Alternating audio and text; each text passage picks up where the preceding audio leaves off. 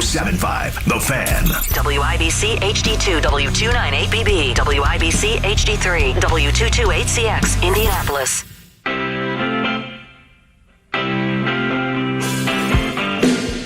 It wasn't too hard. Indianapolis drafted me. I've been here 4 years. I'm comfortable. I love the fans. I love the organization. You know what I mean? I love my teammates. So it wasn't too hard of a pick. We got it done the first day of free agency. So, you know what I mean? It was pretty easy, cut clear. Well, we talked about the opportunity for Drew to play point. There's an opportunity that we're unable to get with Ben because he was unable to play. But Drew, Isaiah, and Jalen, all those guys got to play pretty good runs and felt the responsibility of having to be one of those guys, that's responsible for put the team in a position to succeed or fail. And until guys learn that, learn all the different aspects, the dynamics of this business, they're not going to fully understand it. I feel like guys got to pay more attention to me. I mean, some teams throw doubles, some teams have put smaller guys on me, some guys try to put big guys on me. It's an array of defenses, but that's the fun part about it. Just being that guy that sits in film and just seeing how he can be the most effective. He's obviously presents his challenges. One of the things where you're not just going to completely stop him. It's a team effort, try to slow him down and make other guys beat you. But at the same time, they have a very talented team. So the task isn't just him; it's just to take care of the Bucs as a whole.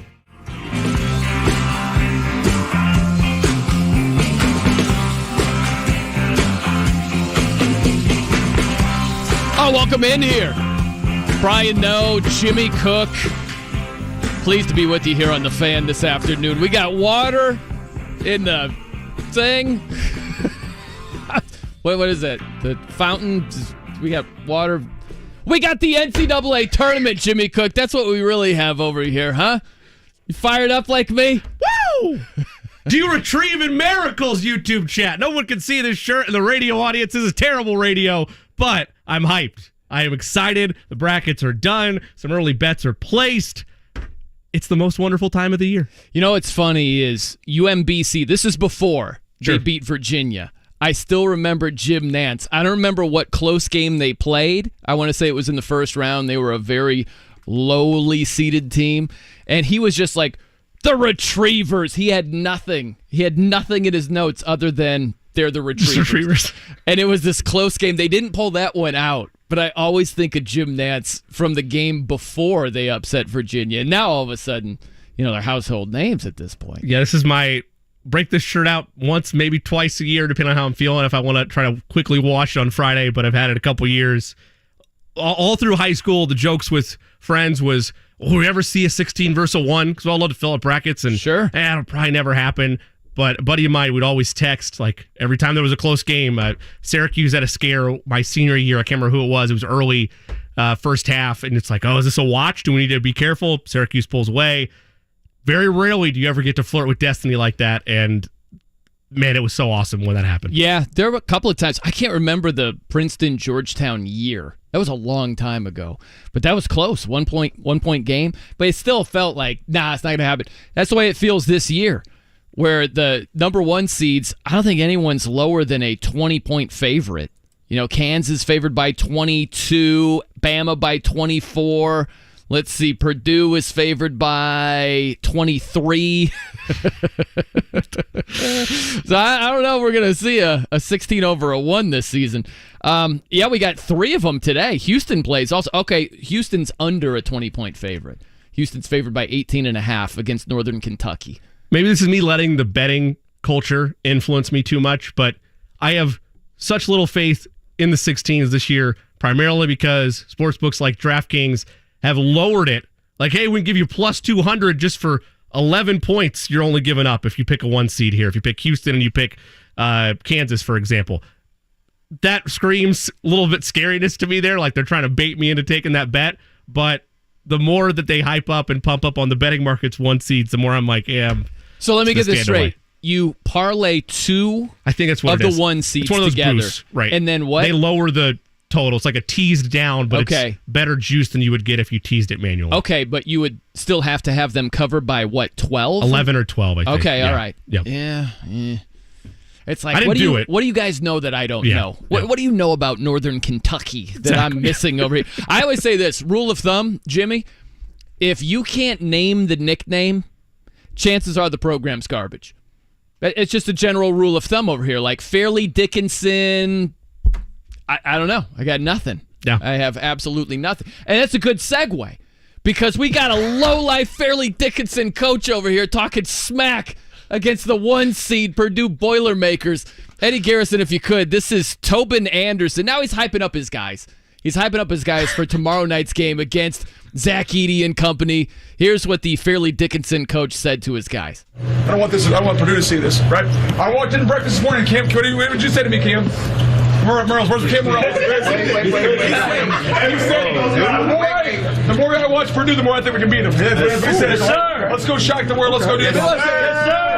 Hey, enjoy this one. Enjoy this one. Be humble, right? Be humble. Enjoy this one. We go back. We're heading to Columbus, guys.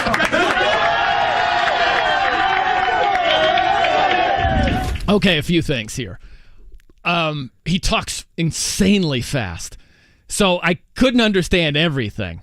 But I think it's hilarious that one sentence he says, the more I watch Purdue, like I'm generally translating, I don't know if this is word for word, the more I watch Purdue, the more I think we can beat them. And then he preaches being humble. Wait, what? The humble thing doesn't fit there, coach. You know, if we got swagger, if we're talking trash, if we're David trying to slay Goliath, that's not the part where you insert, let's be humble too, guys. Which makes this be its own Zapruder film with audio, if you will, because there's a big debate in the comment section of what did the coach say as the camera started rolling? Did he say, I don't want Purdue to see this, or I want Purdue to see this?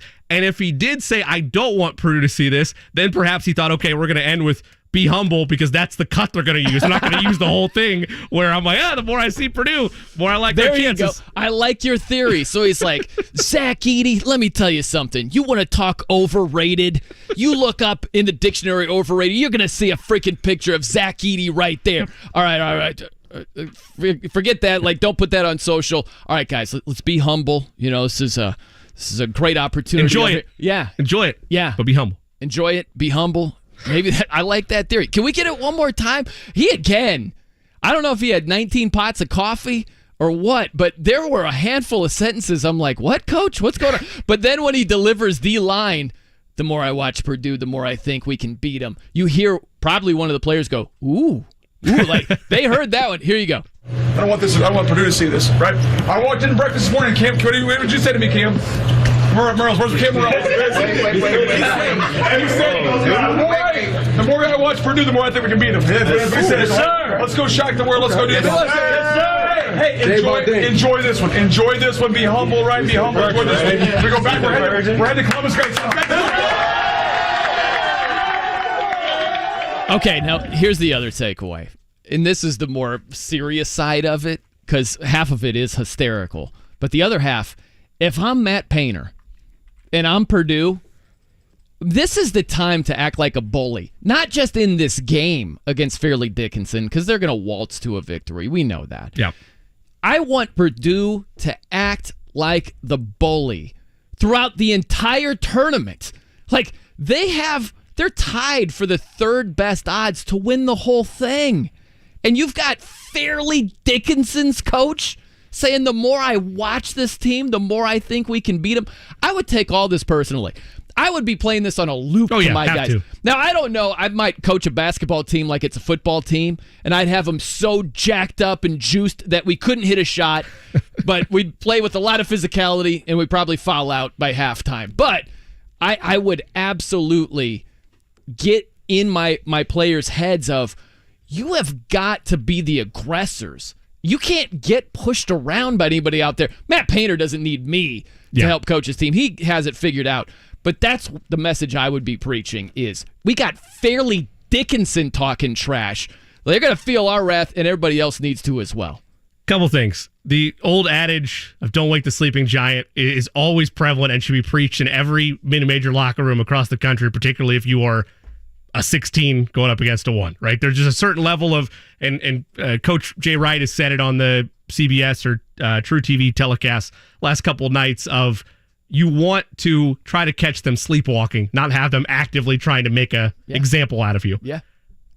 The other side of that coin, and to your point, this is a great opportunity for particularly the freshman guards, Purdue, to get confidence, get elevated, and take that bully ball of not going away from Zach Edey, but showing we're not going to be pushed around. We're going to make a statement right out of the gate, and perhaps this run is going to be different than years past. I like it. This is, Reggie Miller used to say this all the time. Like for any scorer, you get your rhythm by going to the free throw line. You go to the free throw line, get a couple of, free throws to go in, get your confidence up, and all of a sudden outside shots start falling. This is the free throw game for Purdue. I like where you're going with this. Fletcher Lawyer, Braden Smith, anybody shooting from the outside, like get your rhythm, get your confidence. This should be a confidence-boosting game. I really don't care about the final score. I would be looking primarily to outside shooting just to see if they're starting to get on the right track. Particularly those open looks. It's been the biggest mark against them the last couple of weeks has been you're getting so many high-quality looks, but they're not going down. This is a team that does know how to shoot the basketball. If you get hot in a game like this, start the tournament the right way. All about confidence from this point because we know, barring something catastrophic happening, Purdue's not losing this game. Use it as a statement game. Use it as a confidence booster. I'm right there with you. Okay, so we got gambling on our brains as well here, Jimmy. So we'll have Doug Kezarian from ESPN's Daily Wager at 12:30. Doug is a sharp guy. I like what he has to say. And, we got games tipping off here in, about 3 minutes? We get West Virginia, Maryland. Any plays during the show today? We've got a good, 5 games going on during the show today. At least Texas A&M Corpus Christi against Alabama. They tip toward the tail end of the show at 2:45. But we have 5 games going on while we're on the air, Jimmy. You got any plays here? I have... West Virginia was minus 130 when I did it. I think the spread was 2.5 or so last night. So I placed this last night just to answer the transparency. We have a money line bet out on West Virginia. We have a money line bet out on Furman, which is plus 205 against Virginia. That's a 25 to win 77 wager. Just for units perspective. And then shout out to my boy Rob Brown. We mentioned him on the show on Monday. He's out in Vegas with his buddies. And enjoying the ballroom setup over there, watching the games, preaching to us something that's right up your neck of the woods. You love those first half over-unders. Yeah. He says first games of the session, and there's multiple of those across today and tomorrow. First game of the session, look at the over-under first half totals for both teams combined. Yep. If your number's 70 or higher, take the under. There's only one game like that today. It is Missouri and Utah State, under 72.5. First half is where I went. That's what I'm riding with. Because you're talking specifically first game of the day. First game, first half. People are still filing in. It's usually dead on those first session games, particularly when it's, no disrespect to Utah State and Missouri, and I don't know what the second game is offhand, but crowd starts to file in. Crowd starts to get ready for that second game. Energy is high octane level. Second half, first half, look for a number 70 or greater. Take the under. That's what I'm doing today. You know what? I'm really interested in 15 minutes when we talk to Doug Kezarian. He likes the over for the game. For the game in that one. In Utah State, Missouri. So I'm really curious what he thinks in the first half. It's at 73 right now. And if Doug sells me, I still have time to get out because that game's not till 1:40. Can we have a friendly wager on what we think Doug Kezarian's first half wager is going to be? Because if he likes the over for the game, I'm prone to think he's going to like the over for the first half, although it's not set in stone, he would. Does that mean that was it 144.5, 145 for the game?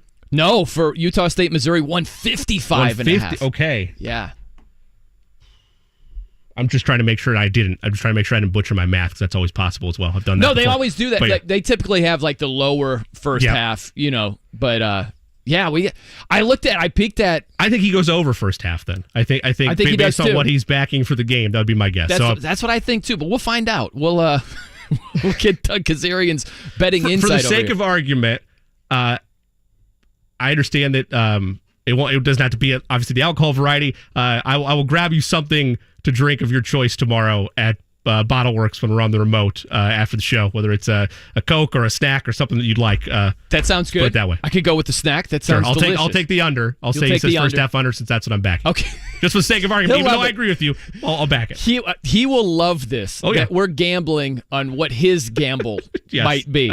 I'm Brian, though. He's Jimmy Cook. It's 93.5 and 107.5 The Fan. While we have hoops on the brain, we also have Colts on the brain as well here, Jimmy. What do you think about this as we're looking at the drying up quarterback market for the Colts?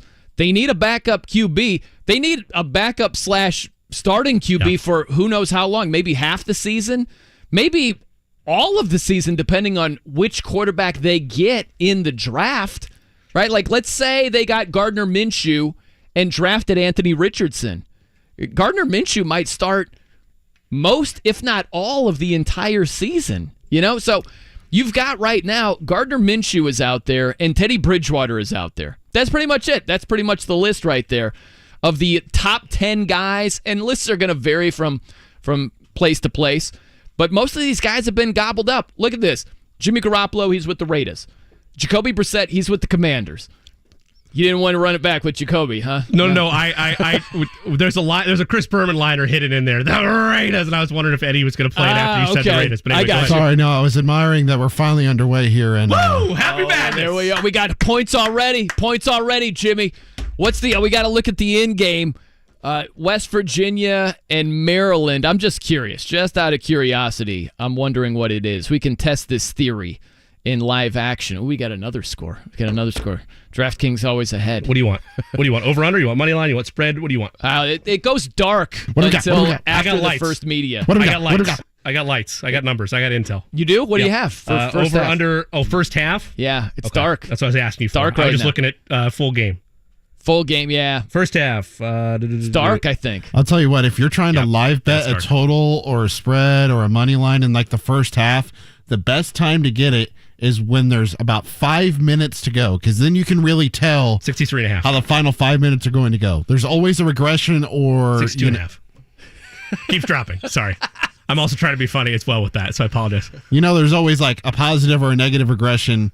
It'll be interesting to watch, because if a team comes out really hot, like last night with Arizona State, they literally could not miss for like the first 15 minutes. Yeah. And then they went ice cold, because it's like, law of averages, it's going to catch up eventually.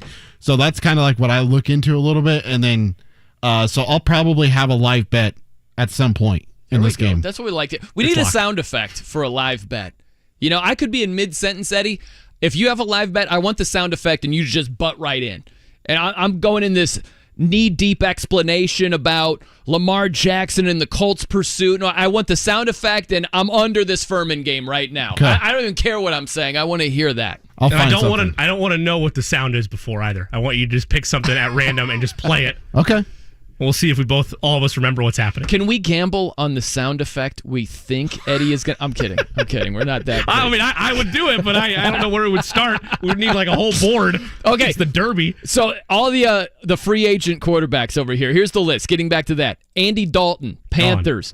Sam Darnold, 49ers. See you later. Baker Mayfield, Tampa Bay. Yep. Taylor Heineke's with the Falcons. Think about that. Taylor Heineke was starting multiple games last season. Now he's backing up Desmond Ridder with the Falcons. Good Lord. Mike effing White goes to the Dolphins. So right now we have Lamar, who's a little bit different. He's a lot different than just your run-of-the-mill free agent. Correct. You got to give up 2 first-rounders, sign him to an ungodly high deal. That's in a different category there. So really it's Gardner Minshew and Teddy Bridgewater. That's what we're looking at right now. Barring them going the trade route, which we can't really speculate on, because you could throw anybody at that point if they're trying to get in the veteran market via trade. So not to open up that can of worms, sticking with what you mentioned. I actually wanted to get your opinion on that, because we talked about it earlier this week when Scott Agnes was in here regarding how this market is drying up, and it's a weird no man's land territory you're in with free agency before the draft, and the Colts knowing, in theory, assuming they're taking a quarterback at 4 or trading up to 3, whichever they do, but a quarterback is their ultimatum. What are you going to do to support him? Because if you're taking Levis or Richardson, regardless of which one you or I think is better, I think we both can agree they're projects in that I'm not starting them week 1. Whether you want to start them first year, that's up for debate, but I'm not starting them week 1. You might have to if you don't get somebody in here. Got to get someone. Minshew makes sense. Yeah. Everybody points to it for a number of different reasons. The Shane Steichen connection. I think you could get him at an efficient contract. It's not going to be something that you're like trying to grapple with if Richardson or Levis is a star by year 2 or by middle of the season this year. And I mean, look, I like Teddy Bridgewater, but Teddy. Like I remember, I like him as a person. I'm not saying right. talent level. I'm begging to sign him. I hoped that he would get a second, third. He got those chances. I hoped he would excel at those second and third chances since I remember being in college when he tore his ACL or whatever it was in Minnesota. In practice. Yeah, that was brutal. It almost ended his career. Yeah, they thought they might have to amputate. That's wild right there. But yeah, Teddy Bridgewater, Gardner Minshew. I'm curious what Gardner's going to get as far as his contract goes. Because Baker Mayfield, he got what, $8.5 million to go over to Tampa? It was a 1 year, right? 1 year deal. That's what I would assume, unless someone's looking to lock up a long-term backup and Minshew's accepting of that. Because his options would be, in theory, starting for the Colts as a bridge or being a backup somewhere. So what gets him more money? What matters to him more? Does familiarity of an offense to prove himself? He has that familiarity with Shane Steichen.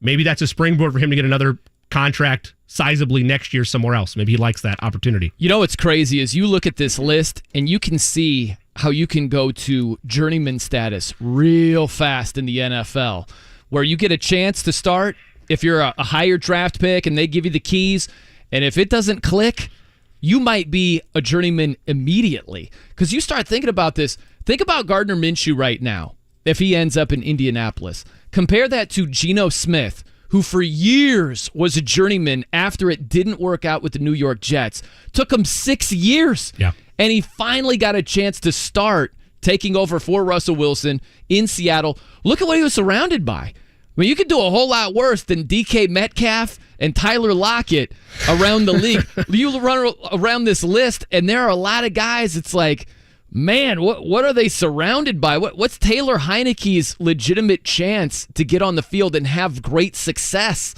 You know what I mean? Like, I think Mike White is in a decent spot because Tua, we all know his injury issues. And think if Mike effing White gets on the field, you got Tyreek Hill, Jalen Waddle, you got a legitimate chance to show off what you have. That's the Geno Smith model. Geno went there. He was backing up Russ. He got on the field for a handful of games, and then they gave him a chance. So I think that makes a lot of sense. Going to be a backup with maybe an injury-prone quarterback, and you've got weapons to throw to should you get on the field. That's the best-case scenario for these journeyman quarterbacks. Yeah, I mean, it's all based on where they feel their journeyman status can still take them, right? Can you go the Geno path, which is I still believe I can be a starter. I'm going to continue to work at it, wait for my opportunity, and I'm going to cash in when it happens like Geno did? Or are you reserved to the fact, you know what? I still want to be in this league. I love the sport. I know I see the game well. I have a good mind. I want to be in a quarterback room, and I want to help and nourish and teach. And yeah, if you need me, if an injury happens, like a short-term injury, not a long-term, like, would be speculated if it happened to Tua, I can help you. I'm going to help this team win, and I'm going to make a nice amount of money doing it. It's all about what their goals are still at. For a guy like Geno, it was still to be a starter. For Gardner Minshew, I don't know where his goals are. He's still relatively young.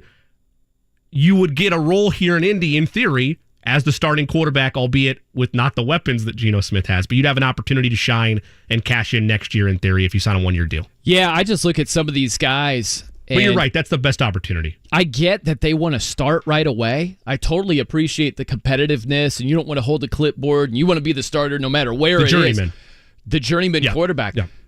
But, man, dude, you could get in a rough situation, and it's like if you're not surrounded by a lot of talent and you fizzle out again, your options are just going to be that much worse going forward. So, I don't know. I think sometimes the longer-term approach is the better way to go for some of these quarterbacks. They fizzled out of the first spot, and being a backup in a really talented place, that might be the best way to go. Yeah, if I had the option, right, and I don't know if Miami looked at Minshew, but if you're asking me whose situation I would like better, right? Yes, it is.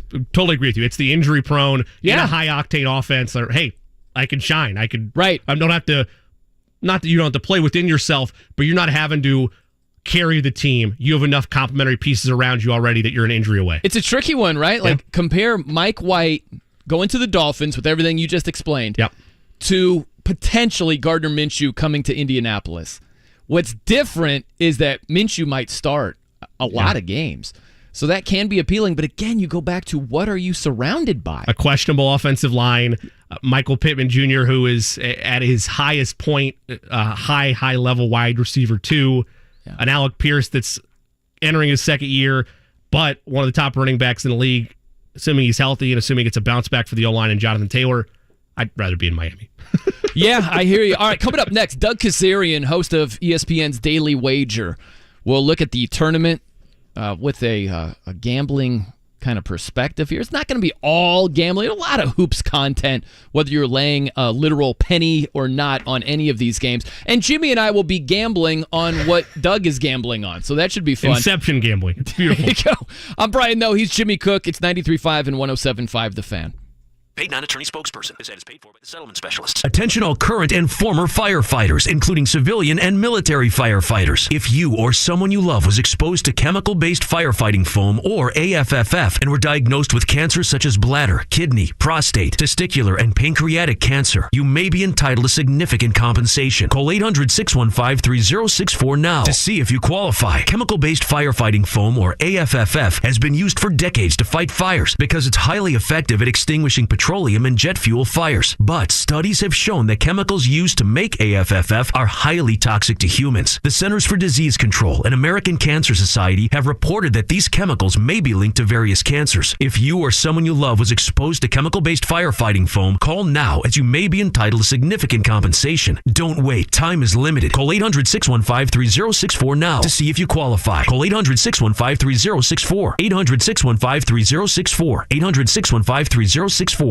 Hi, it's Kevin Bowen for Window Nation. Have you noticed your energy costs have been rising dramatically? Nationwide, energy prices have increased over 14% since last year. It isn't too late to do something to fix your high energy bills. Beat the spring rush with the last month of off-season pricing at Window Nation. Get 2 windows free with every 2 you buy with 0 down payment, 0 monthly payments, and pay 0 interest for 24 months. New windows will pay for themselves with the energy savings on your energy bills, and you will pay nothing for 2 full years with 0% financing, saving you hundreds of dollars. Go with the window company that has installed nearly 2 million windows by installers with over a decade of experience only using top-of-the-line installation materials, which is why 96% of installs require no follow-up service. So call 866-90-NATION and get 2 windows free with every 2 you buy with no limit. Again, this offer will not last long. So call Window Nation today, 866-90-NATION, or go to windownation.com. Tell them Kevin Bowen sent you.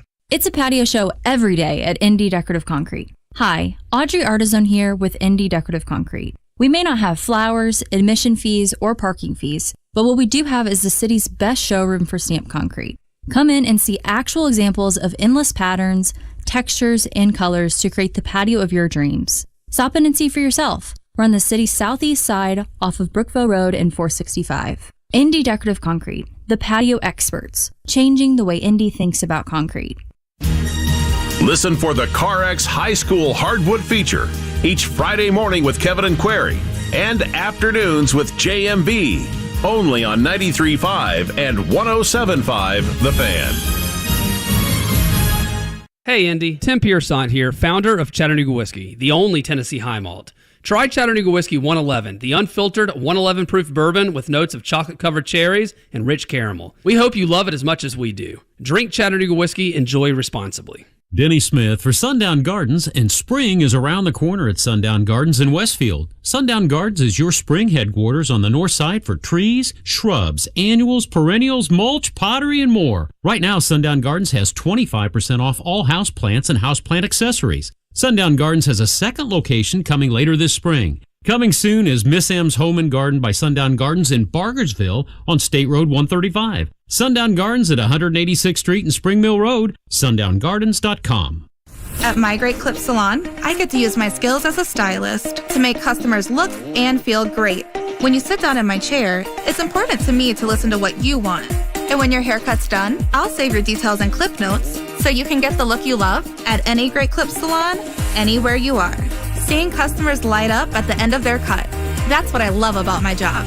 I'm Katie, and I'm a Great Clip Salon stylist. Join a salon team. Visit jobs.greatclips.com. Shop the Customer Appreciation Sale at Grand Appliance for the lowest prices and extra savings you won't find anywhere else. Learn more at grandappliance.com. Grand Appliance, experts since 1930.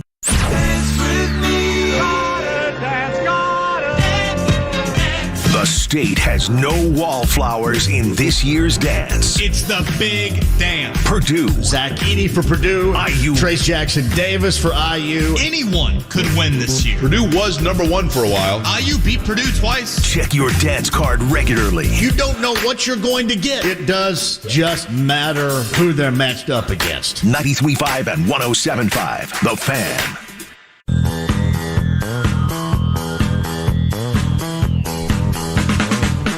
.3.5 and 107.5. The Fan.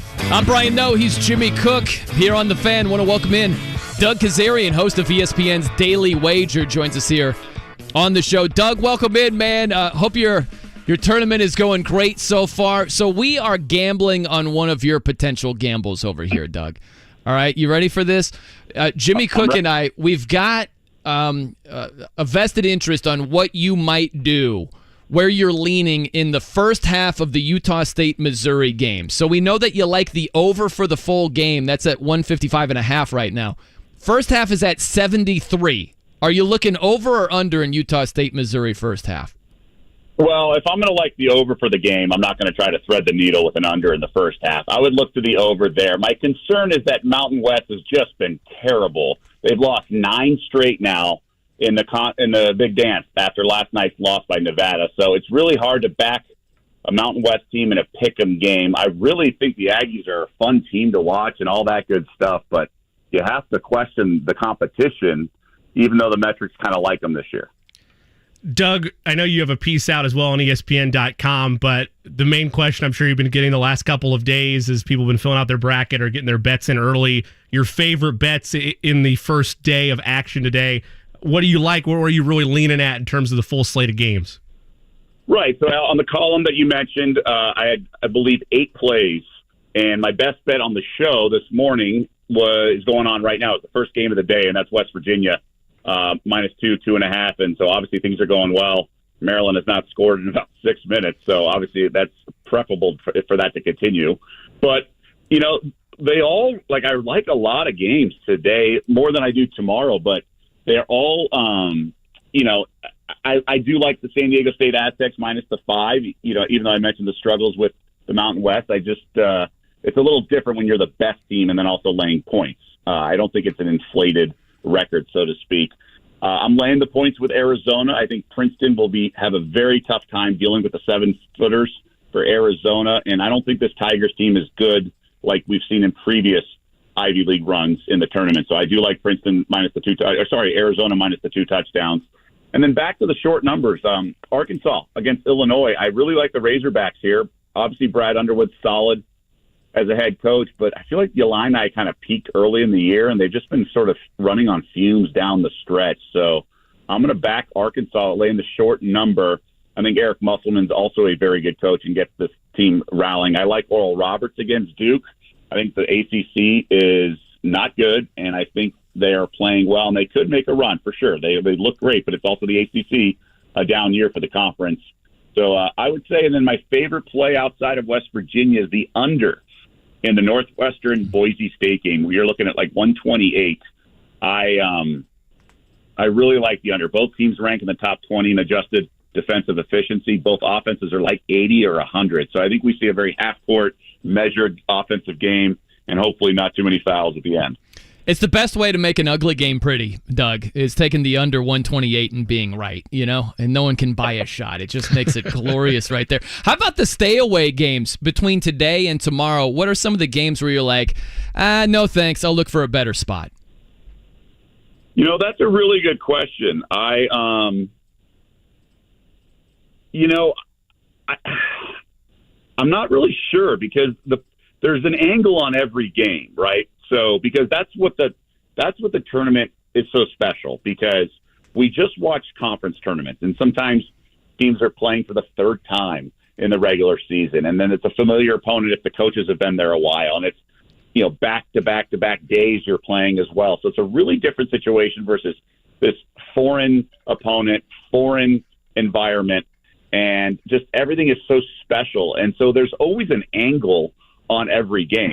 It just is. I understand, there are games to stay away, but I think everything's case by case. Like, I have a pick in like every game. I just, with the Kansas and Howard, like some of these 116 matchups, no opinion on these 24-point spreads, these 22-point spreads. But outside of that, I mean, even Auburn, Iowa, which should be they're both major conference teams, both have issues, both have strengths. But this game's in Birmingham, and I like the crowd maybe getting and rattling Fran McCaffrey. So there's always an angle on a lot of these games. But we don't need to play every game either because we have the bracket. So you already have rooting interest in every game. Doug, have you played or did you play any futures, either that you were riding since the start of the season or maybe that you played after Selection Sunday based on the draw?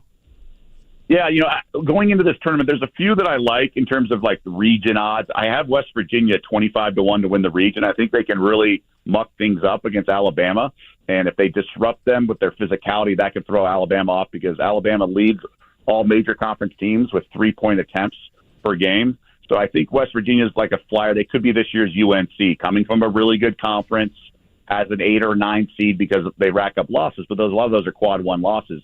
So they're battle tested, things like that. And the Big 12 is so special this year. So I really like the idea of taking a team on a really, really elite conference that, maybe just doesn't win every game. That's fine. But I even have a flyer on Penn State at 35-1 to win the region. No major conference team makes more threes than Penn State. So they're a fun team. They know who they are. They can spread the floor and shoot the three, and they can make a run. Now, do I expect to cash those tickets? Of course not. But they're really fun. And then there's other teams like I think Marquette makes a run. I think Gonzaga can make a run. It's pretty much what everyone says, but it's hard to find value in the one-way betting market. He's Doug Kezarian, host of ESPN's Daily Wager, joining us here on The Fan. There are so many different ways to bet on these games, Doug, as you well know, like first half, totals, sides, player props. What typically is your go-to for the first couple of days of this tournament specifically? It's a great question because if you've ever been in a Vegas sportsbook for the tournament, you'll understand there's some really fun like props where you can bet like the 16 seeds. You can bet first to 10, first to 20 points, and the whole place is erupting. You get a few threes, and it's kind of fun to get plus money on some of those props. But for the most part, it's really case by case. I'd love to say like, oh, I typically like unders or whatever. It's just hard to say that. I think it's all case by case and team dependent. It's hard to have, like I said, the Mountain West, right? You can't just fade them in every game because I think San Diego State's really good, but maybe the next tier of teams is not. So it's hard to just fade one conference. Like Duke could seriously go on a run. They're healthy. They're clicking. They're 17-1 at full strength. So say what you want about the ACC, they could very easily be a quality team. So I don't want to make these blanket statements, but I will say, remind everyone, if you're going to bet the under in a game, I would split up the units to the first half because the end of these games is the end of the season. So teams are more likely to foul for no reason. Let's say a situation where you're down like 8 with 30 seconds to go.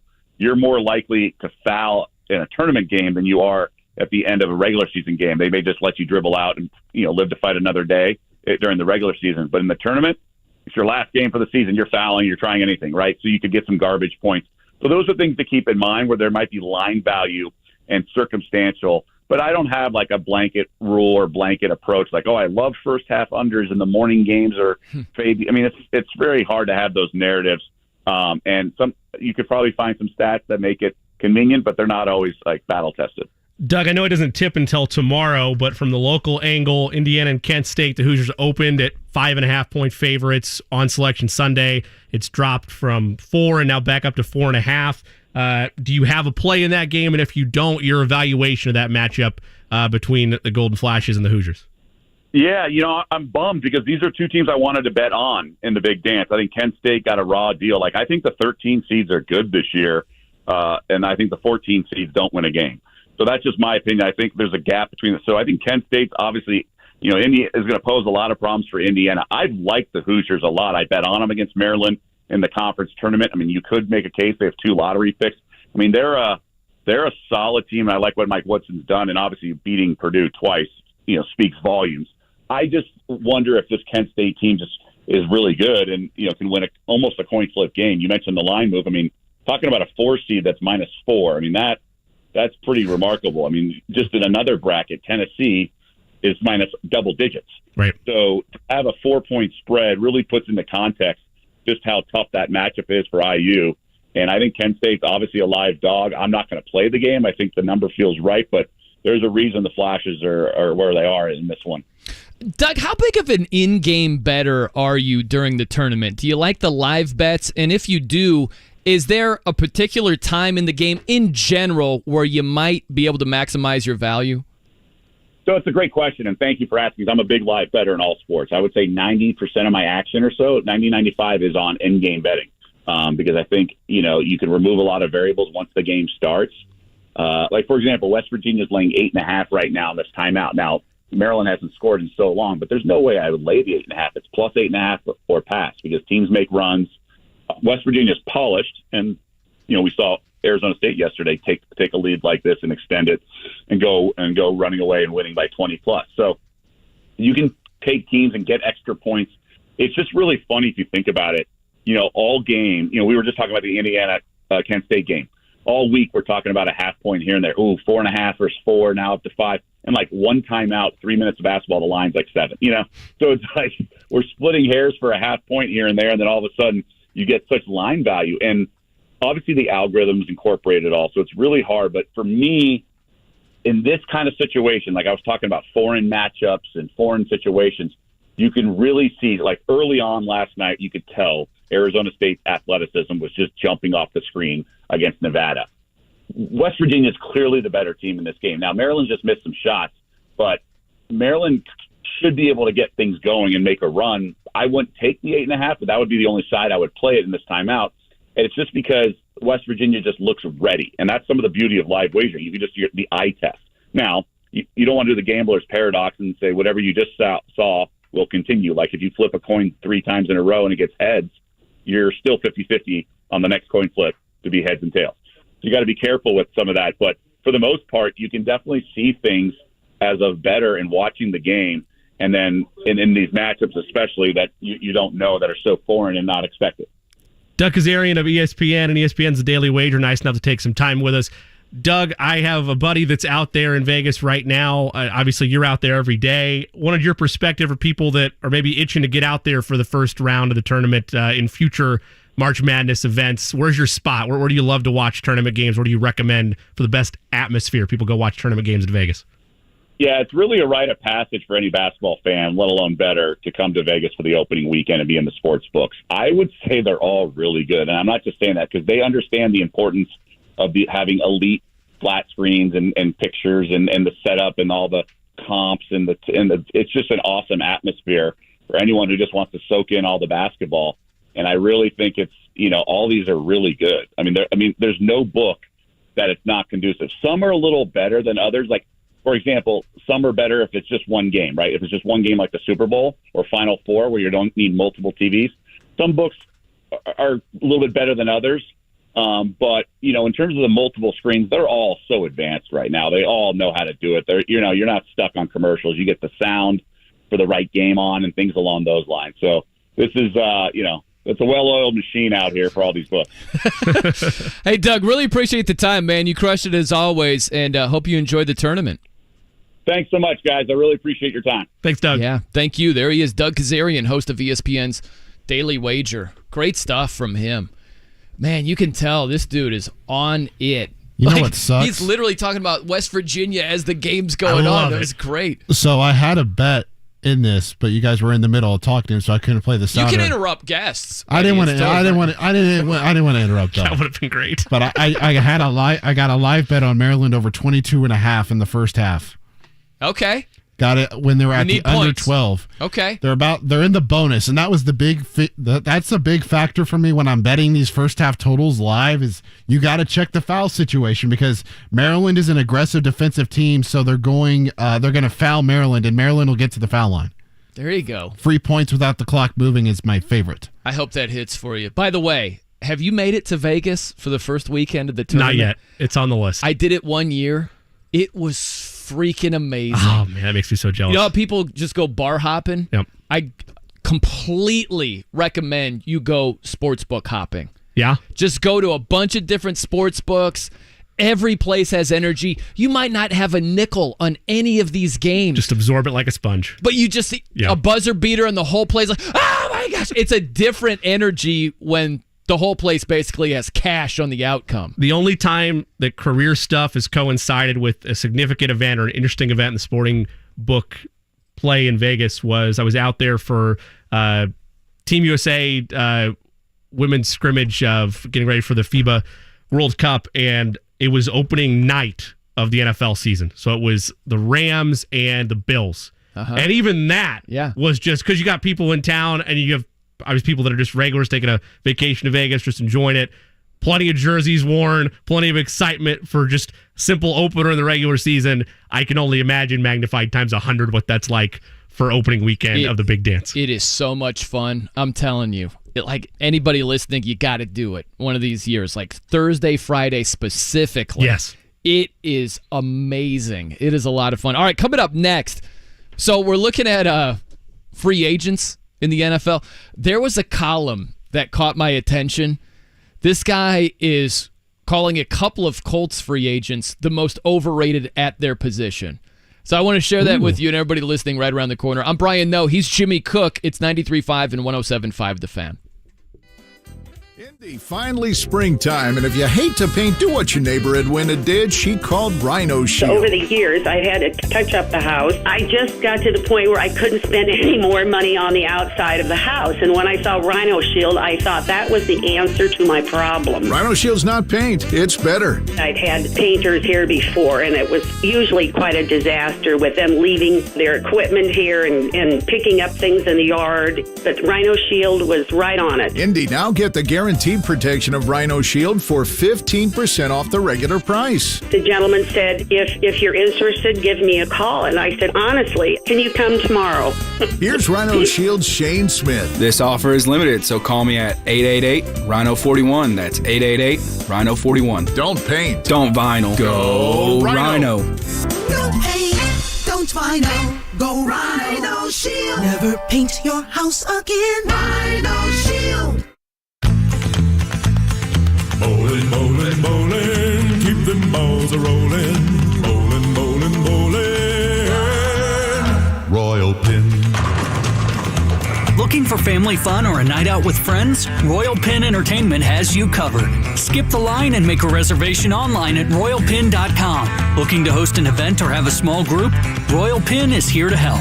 Contact their sales team to get a deal on parties of 20 or more. Just email events@royalpin.com. With 3 convenient locations around Indianapolis, Royal Pin offers bowling, laser tag, mini golf, and arcades. Awesome family fun. Call your local center at 317-465-8484 or go to royalpin.com to get the ball rolling with Royal Pin. Set them up, knock them down, send them flying, spinning round. Call 317-465-8484 or go to royalpin.com today. Royal Pin, bowling, bowling. Royal Pin, bowling.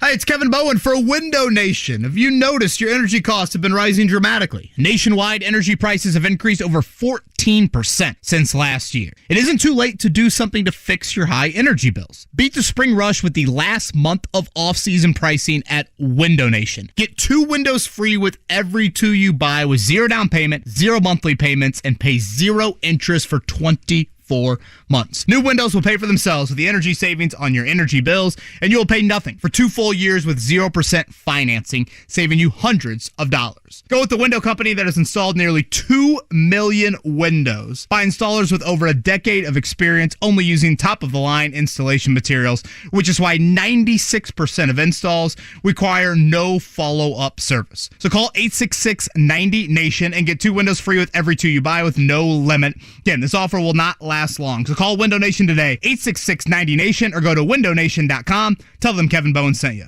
Tired of living with chronic joint pain but want to avoid drugs and surgery? So was Robert Patterson until he found QC Kinetics. I was looking for a way to get better without a lot of downtime. The treatments that QC Kinetics offered, the non-surgical treatments, were ideal for me. Robert learned how QC Kinetics uses regenerative medicine, natural biologics to restore and repair damaged tissue, encouraging your body to heal itself. Surgery is not an option, and it doesn't always have to be an option. Do you suffer from pain in your knees, hips, shoulder, or back? Call QC Kinetics and learn how regenerative treatments can give you your life back. There's no downtime. You literally go into the doctor's office and you get treated, and then you go back to doing what you were doing. Who would have thought that I would be in better shape now than, shortly after I got out of the Marines at 22? Call QC Kinetics now for a free consultation. Call QC Kinetics, 317-559-PAIN. That's 317-559-PAIN. 317-559-PAIN. When you come to Diamonds Direct, we know it's always the start of a celebration, an engagement, your wedding day, honoring a lifetime of love, searching for that special birthday gift for the one you love the most, and all the celebrations in between. That's why we've created a shopping experience to match your excitement. You walk into a beautiful showroom with experts eager to help, or if you prefer, just explore on your own as long as you like. At Diamonds Direct, we've taken pressure out of the process. Our experts are cheerful and engaging. We'll help you on your terms with your price range when you're ready. We've made it easy by offering virtually unlimited options, with everything in our showcase being handpicked for its beauty and quality. You can't go wrong. You're guaranteed to get the best value because we are the value leader, and you have confidence knowing you're protected with our lifetime warranties and guarantees. Diamonds Direct's experience is designed with our goal of creating not just a happy experience, but a magical one, so you leave smiling just like you came in. Diamonds Direct, for your best moments in life. Get store hours and directions at diamondsdirect.com. Hey, Indy. Tim Piersont here, founder of Chattanooga Whiskey. Did you know March Madness and Chattanooga Whiskey have a lot in common? For example, we selected our flagship bourbon recipe through bracketology. That's right. After years of distilling and barreling hundreds of experimental recipes, barrel number 91 emerged as our champion. We now call it Chattanooga Whiskey 91, an award-winning small batch bourbon. Featuring notes like toasted honey and graham cracker, we think you'll enjoy it as much as we do. Drink Chattanooga Whiskey, enjoy responsibly. Need new tires? Skip the long appointments and bad coffee. With Go Mobile Tires Indy, order tires online and have them installed at your home or office. GoMobileIndy.com. We come to you. The Pacers head to Milwaukee to take on the Bucks. Tonight at 7:30 on 93.5 and 107.5 The Fan.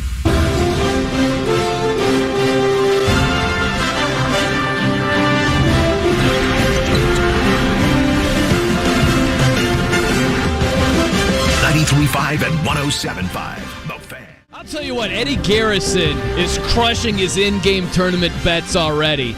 I'm Brian Noe. He's Jimmy Cook. Don't speak too soon on now. The Fan. This is a freaking lock. Are you kidding me, Eddie You still have Garrison? 6 minutes. Come on, chill. There's over 6 minutes. You need how many? 4 points? 4 points, yes. That's all we Oh, need. my gosh. It's college basketball. These are 19, 20-year-olds. You never know what's going to happen. He called it, Jimmy. He called it. He said in the West Virginia-Maryland game, Maryland couldn't buy a shot earlier. Eddie jumped on the over team total, 22 and a half? 22 and a half, and I got it at plus 104 on the odds, so even better. Look at that, man. Told you, law of averages always catches up. Those sound like FanDuel odds over there.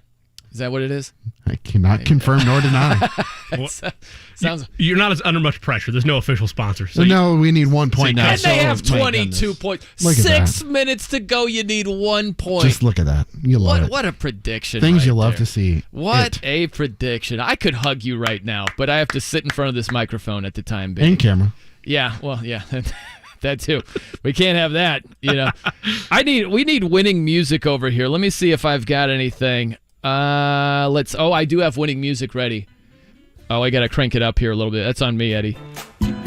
So we'll play this anytime this is we winning have music? Yes, this is winning music. Right? Are you kidding me? That is winning music I feel defined like right there.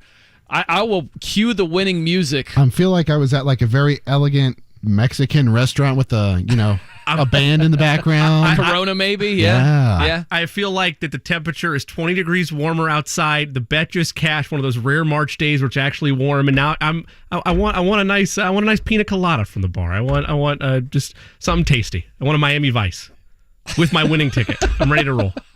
I feel tropical with that music. I do. I'm ready to go. Now, do you have a couple of buttons unbuttoned? right? Like with that. Theoretical buttons. Okay, yes, theoretical yes, buttons sure, are unbuttoned over there. Yeah. Yes. We're looking at Bob Huggins. Bob Huggins is looking at the first half team total over, I feel like. I could see it in his eyes. He was like, he almost winked at the camera like, smart play, Eddie Garrison. Smart play. I thought that's what I picked up. You, Jimmy, did you see the same thing? I saw him break the fourth wall. It was wild. It was a wild time during the tournament. Maryland started 2 for 7 from the field. They're now 5 of 6 from the field. What they didn't show is that they had 6 turnovers during that stretch. I so want to play the music before the top of the hour over here. Okay, we're nearing 5 minutes to go. For the listening audience, I know this is captivating radio. Will Eddie Garrison cash his first half team total Maryland over in the next 30 seconds or so? I don't feel like we can move on until we play the winning music, personally. I don't know how you feel about it, Well, Jimmy. that was almost an opportunity. I'm going to say no, but it'll happen before we go to break. By the way, unless we're going to break in 30 seconds, which case we're not going to. How about the Furman, whatever their nickname is? Paladins. I got them in the first round, and they're trailing 15-7 right now against an outstanding defensive team in the Who's over there, Virginia Cavaliers. Only an 8-point deficit. I'm not upset right now.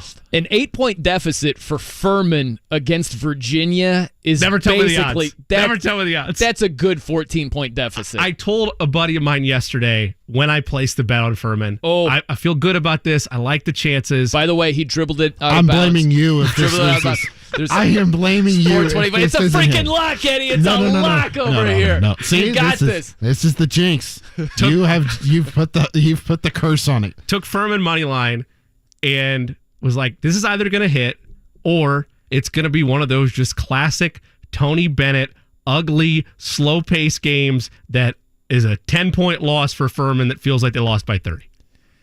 Yeah. And we're getting, unfortunately, close to the latter of those two options. It could be the latter. You know what's funny is I did a show with Olden Polynice. He's an ex-NBA player. Okay. And he went to Virginia. He went to a Final Four with Virginia. And he's like, I can't watch him. Oh, I got some news. Oh, blocked. Looks like a goaltend. I got some news here. Looks like a goaltend, Eddie Garrison over here. You win. You win already. I love the win, but I have some news here. Okay. Drop the news. Paris Campbell to the Giants. Good. There you go. Good. Get him out of here. I'm serious. Like, I don't know. I need a receiver that can put up numbers and stay healthy. I don't disagree with either point. Sayonara. This was kind of expected in my mind. I didn't see them really bringing him back unless the money was right. Happy for Paris that I don't have the details yet on the numbers. Jordan Schultz, Zach Kiefer, Adam Schefter on this. We'll get the numbers to you when we see them. But look, was his time in Indy done? Yes. Do I like a story of a player coming back, finally figuring it out health-wise? Yeah. Hope he gets a nice payday. Good luck in New York. But yeah, look, man, the biz is the biz. You gotta have reliability. Yeah. And it's unfortunate. It's unfortunate that he wasn't healthy enough to be reliable. But if I'm making a decision, if I'm the GM, matters. I cannot base my decisions on a hope and a wish and a nice story. And this was a draft pick and this kind of homegrown. And no, man, what's the old saying? You can't help the club from the tub. Yeah. That's Paris Campbell. And it's unfortunate. I wish him the best going forward, but you can't bank on that if you're the Colts, man. You can't. Cannot. But again, now it turns to what are you doing to replace him? Is it draft? Are you looking for speed? Are you looking for an option in free agency still? Again, it's a middling wide receiver pool in terms of like top tier talent of years past, but there is speed out there, which is something Colts fans have been clamoring for a long time. They want game wreckers. They want playmakers. There's options out there to replace Paris Campbell. What do you do to do it? I need to see it. I don't think you're going to find that in free agency with what's left. Like game-breaking, game-altering speed. Sure. You got to look to the draft. Biased here. I've addressed that. You know I'm biased. Mecole Hardman's still out there. He has the speed. He's put up some nice years in Kansas City. Yeah. He did get hurt last year. It was an abdominal thing towards the back end of the season. But other than that, relatively healthy.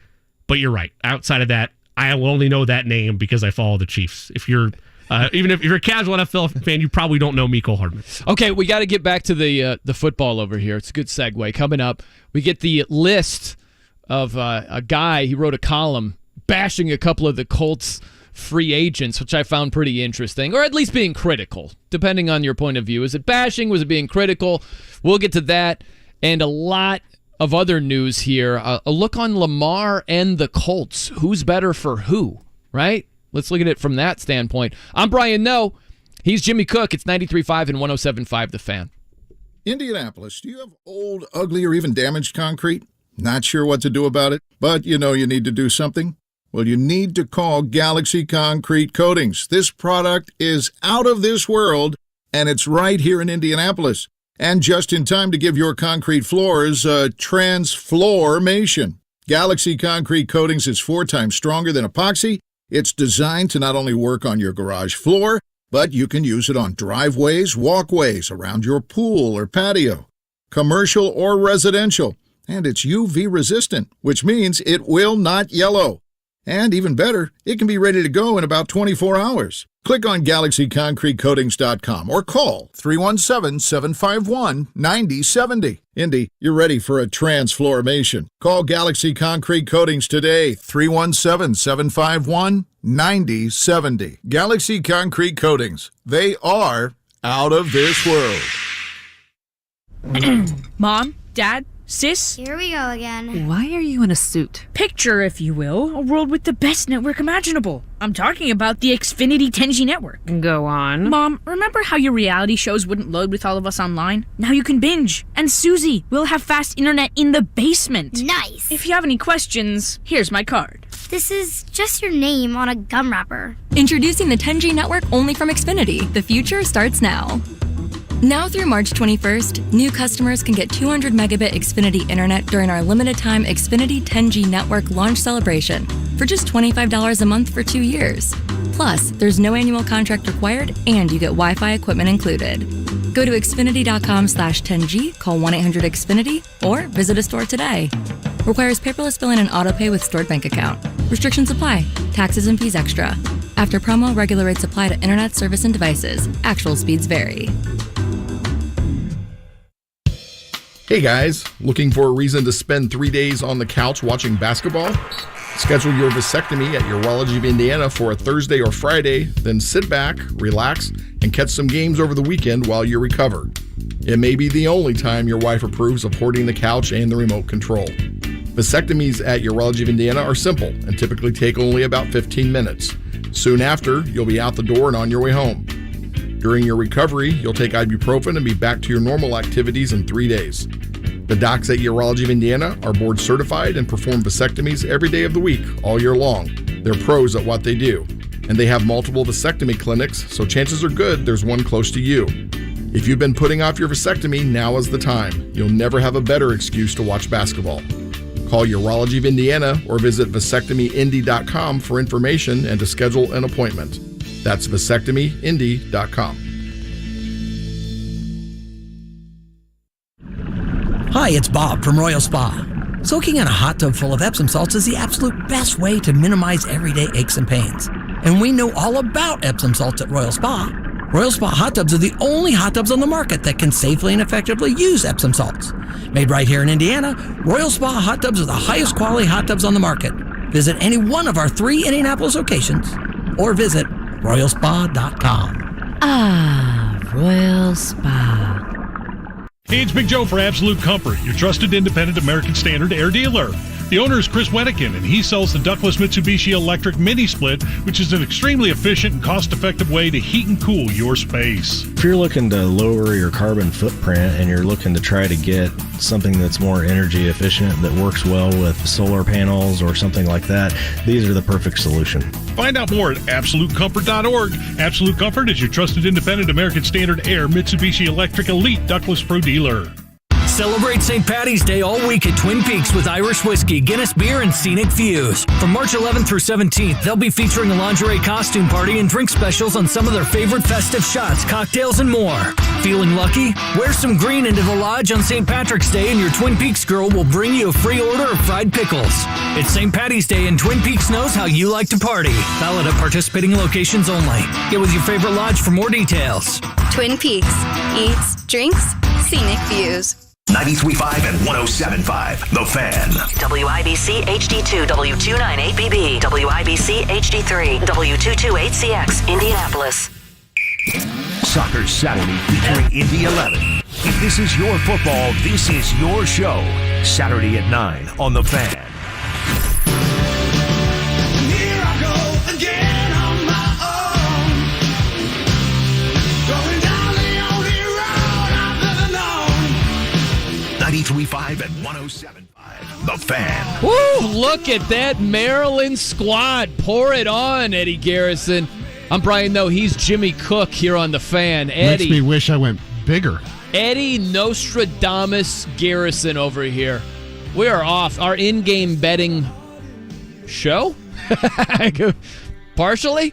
Eddie is 1 for 1 out of the gate strong. Very nicely done. He had Maryland team total over in the first half as they got out of the gates very, very slowly. Very slowly. And then they came on. They actually could have the lead at halftime. It's close right now. Maryland up 30-28 as West Virginia's about to shoot some free throws. Virginia up by 9 against Furman. You've got Furman also, Jimmy? We still got a whole half, but yes, I have Furman. Did you take him in your bracket? I did. Okay, I went. You bet on him. So that was upset Regent City. I did. Assuming I don't have it in front of me, I can pull it up in 10 seconds. But I think I have it right.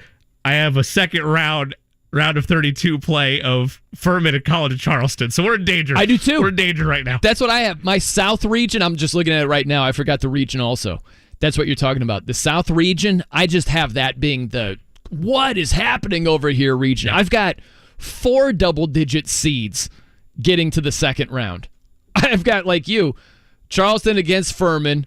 I've got NC State, the 11 seed, moving on past Creighton. And I also have Utah State against Missouri. Funk went crazy in the Mountain West tournament. He scored the first 16 points for his team in one of those games. I did live bet San Diego State in the final, but was so impressed with Utah State's body of work in the conference tournament that, I have them at least winning a game to match up against Arizona. I think furthest I have a double-digit seed because I don't care. It's bracket. I wanted to have some fun. Kennesaw State and Providence I both have in the Sweet 16.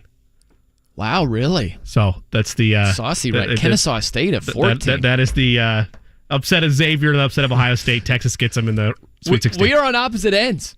Yeah, because I went with Xavier to be in the Final Four. Ooh, okay. Yeah, and it's not that I just absolutely adore Xavier. It's really just process of elimination. Yeah, and listen, Sean Miller's a good coach, tournament tested. So, who's your Final Four? I don't love Houston. I didn't have Houston making. So I went with Xavier, Arizona, and then I went with. It seems like too much of a trendy pick. I went Gonzaga, and I don't like it.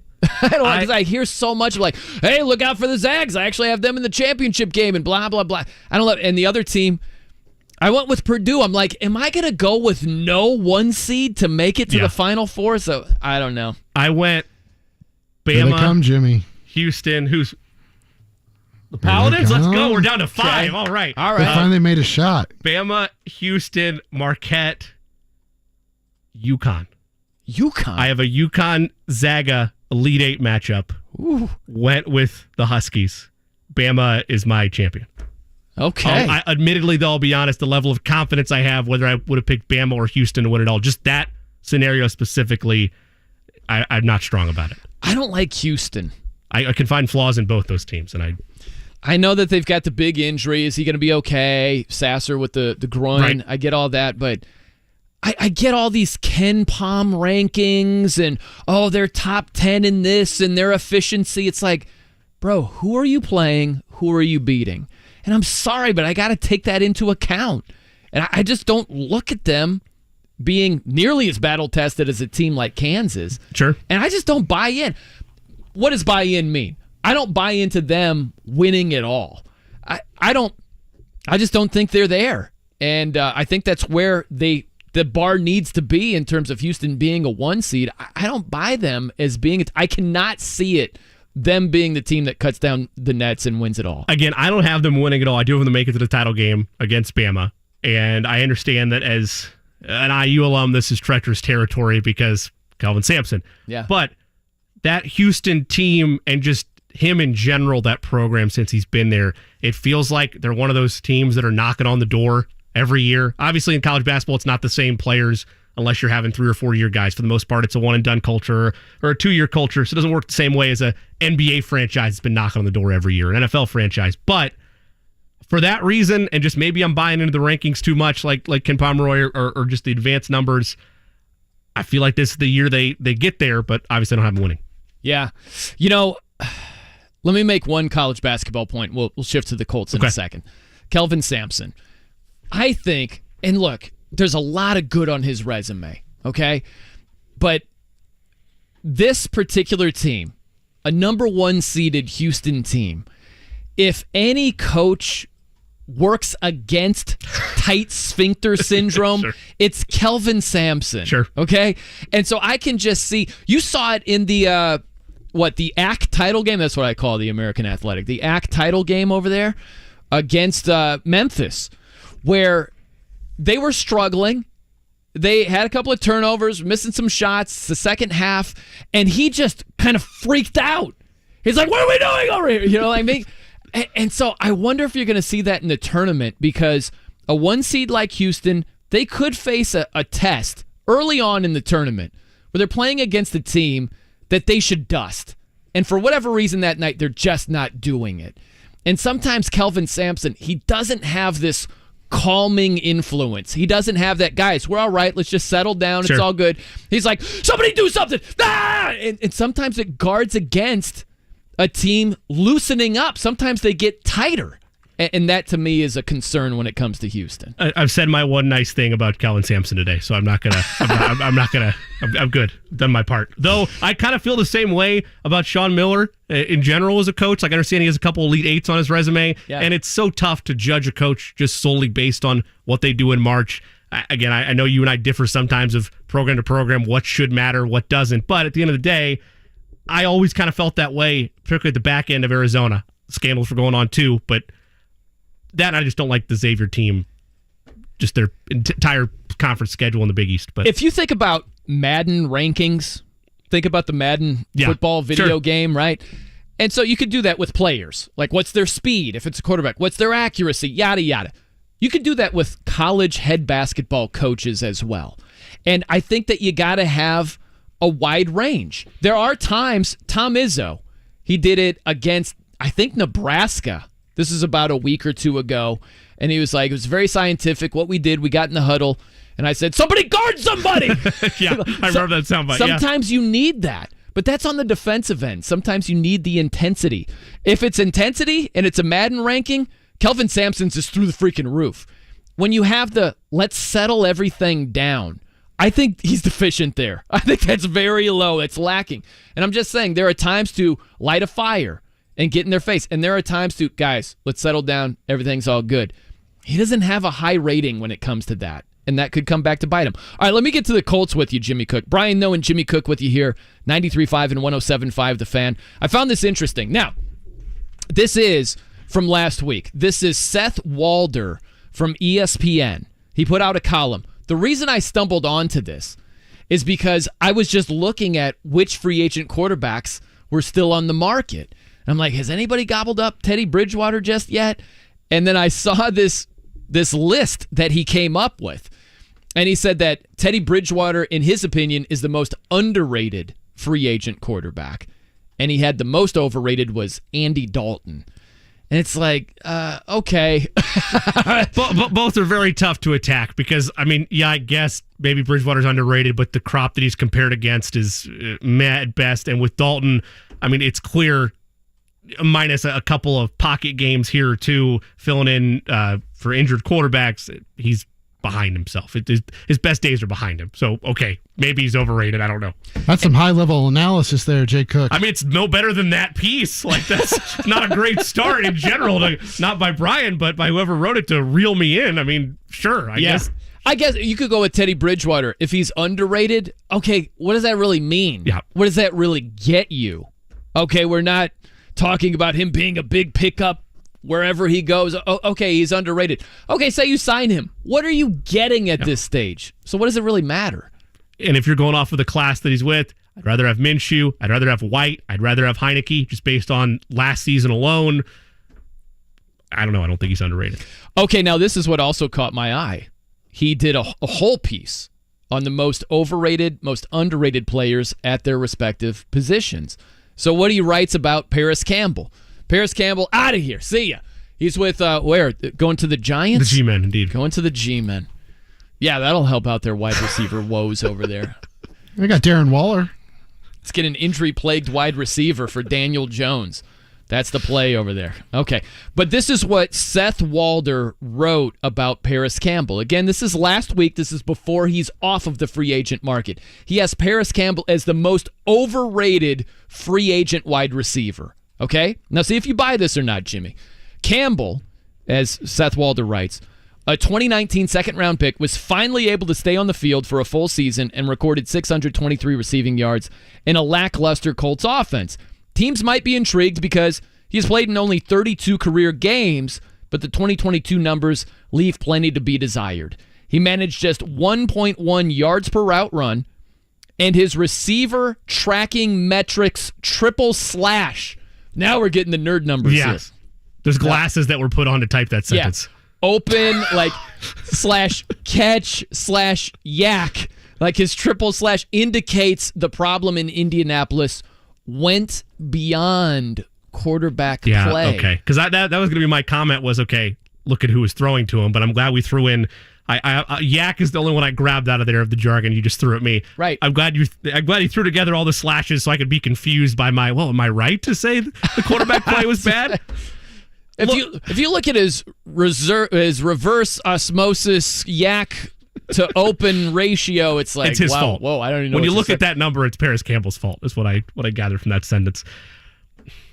Look, the overall point of his health is a fair criticism, and that needs to be taken into account by any general manager than just, okay, he finally stayed healthy for the majority for all of last year. That has to be taken into account 6, 2, and 7 the years prior in terms of games played.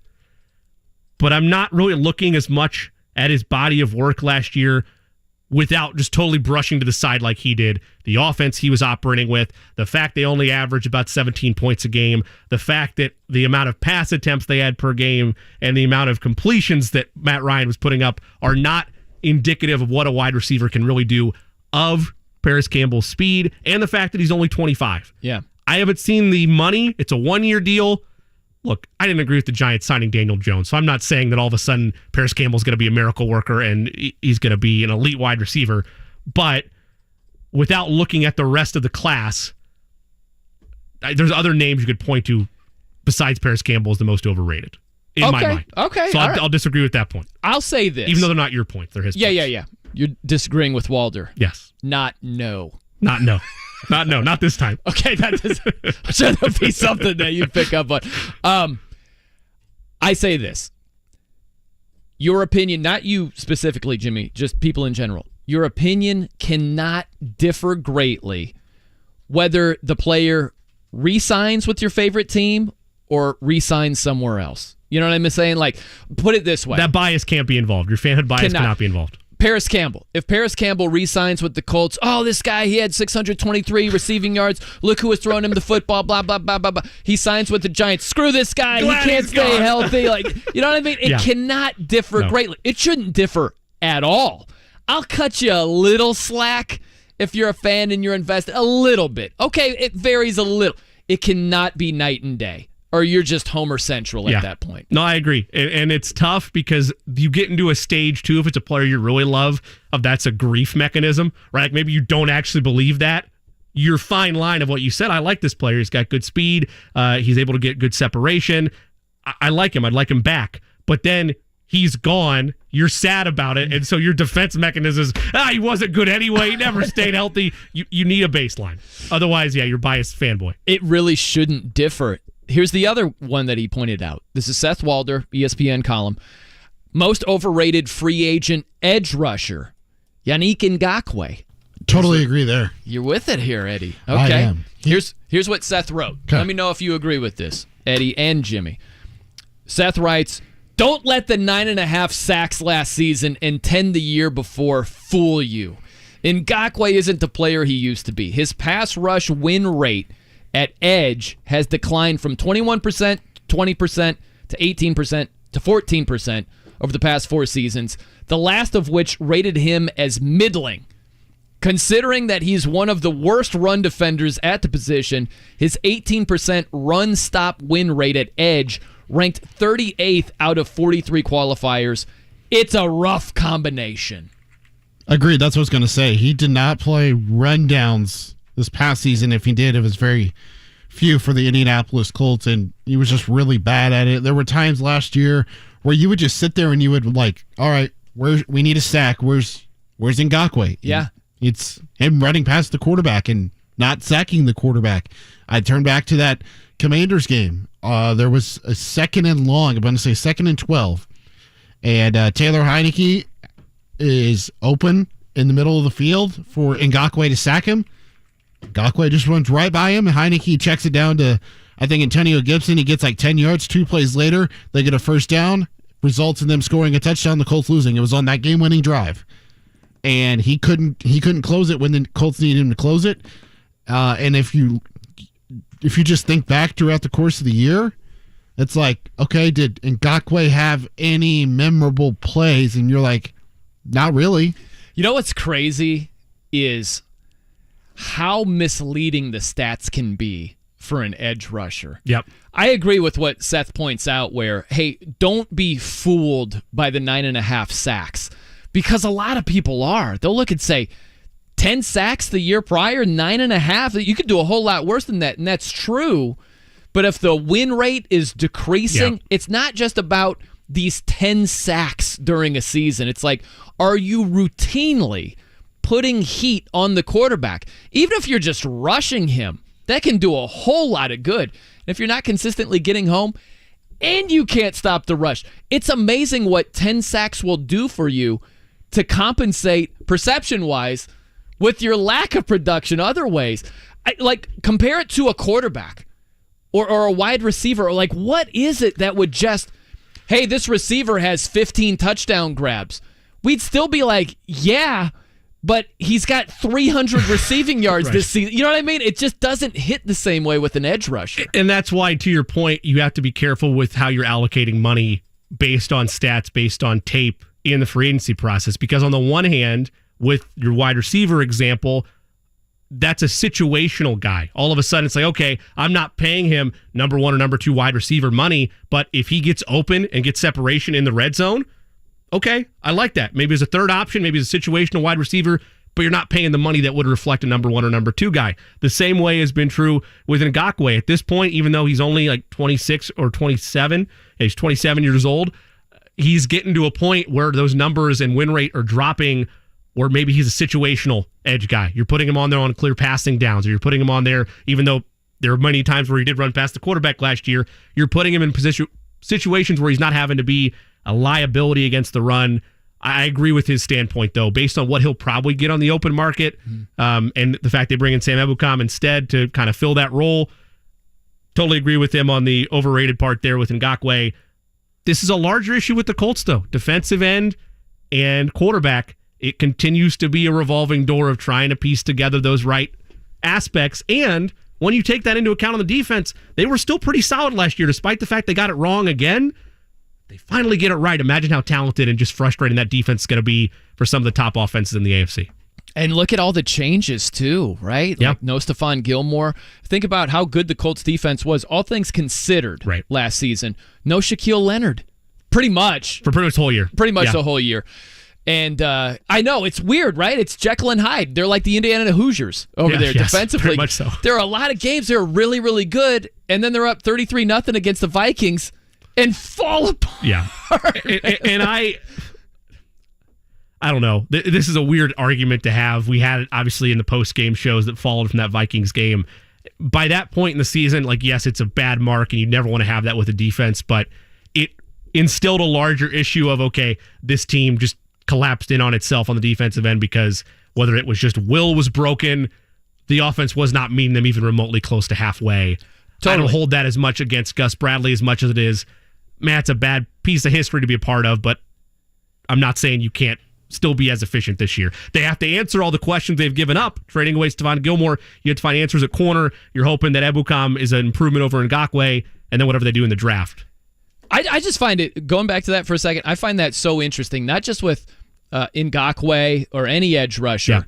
how it works that way. It's so true. If a guy has 10 sacks, if you get double-digit sacks, it's like, wow, this guy. And it's year over year for him. Yeah. Like it's his whole body of work is, I'm going to get you 8 or 9 sacks a season. And that's good. But the rest of the body of work, it's unnoticed to most people. I find that so interesting. Think about Julio Jones when he was with the Falcons and he was putting up a ton of receiving yards. The knock was he's not catching touchdowns.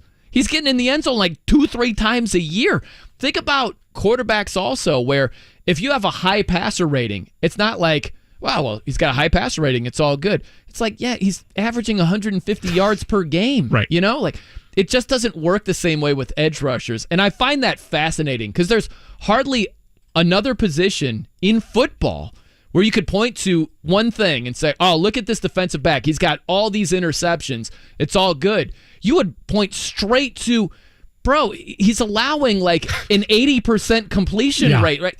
There's always a but, except with edge rushers. I find that fascinating. And I think that is something, as you continue to see position by position across the NFL the last 4 or 5 years, where as you get more data, as you get a larger body of work, where you'll start to see that. And maybe this is it with the Colts of accepting the fact, okay, we had a 1-year deal here for Ngakoue. We're parting ways with Ngakoue. That's fine. We're going to let him walk because we've learned that, okay, he's a good situational guy, but there's more to the bigger picture that maybe we didn't see last year, but we saw him now that he was in our scheme. And don't repeat the same mistake twice. Yeah. That's all I'm asking out of an organization. Hopefully it's not the same case with Ebukam and whatever they do in the draft. But to bring it full circle, if he signed with the Colts, it can't be 9.5 sacks. This guy is a good pickup. Sure. He goes somewhere else. Screw this guy. He can't stop the run. Right. Yes. Yeah. You can't have it both ways. It shouldn't go both ways. Okay, we've got Michael Lewis, Ball State head basketball coach, joining us right around the corner. He's an IU grad, so that's interesting. Also, Ball State played IU's opponent, Kent State, twice during the season. So we'll definitely get the blow-by-blow analysis from Michael Lewis as he sees IU's next opponent in the NCAA tournament. It'll be tomorrow, so we'll catch up with the coach right around the corner. I'm Brian Noe. He's Jimmy Cook. It's 93.5 and 107.5 The Fan. Bowling, keep them balls a-rolling. Bowling, bowling, bowling. Royal Pin. Looking for family fun or a night out with friends? Royal Pin Entertainment has you covered. Skip the line and make a reservation online at royalpin.com. Looking to host an event or have a small group? Royal Pin is here to help. Contact their sales team to get a deal on parties of 20 or more. Just email events@royalpin.com. With 3 convenient locations around Indianapolis, Royal Pin offers bowling, laser tag, mini golf, and arcades. Awesome family fun. Call your local center at 317-465-8484 or go to royalpin.com to get the ball rolling with Royal Pin. Set them up, knock them down, send them flying, spinning round. Call 317-465-8484 or go to royalpin.com today. Royal Pin, bowling, bowling. Royal Pin, bowling.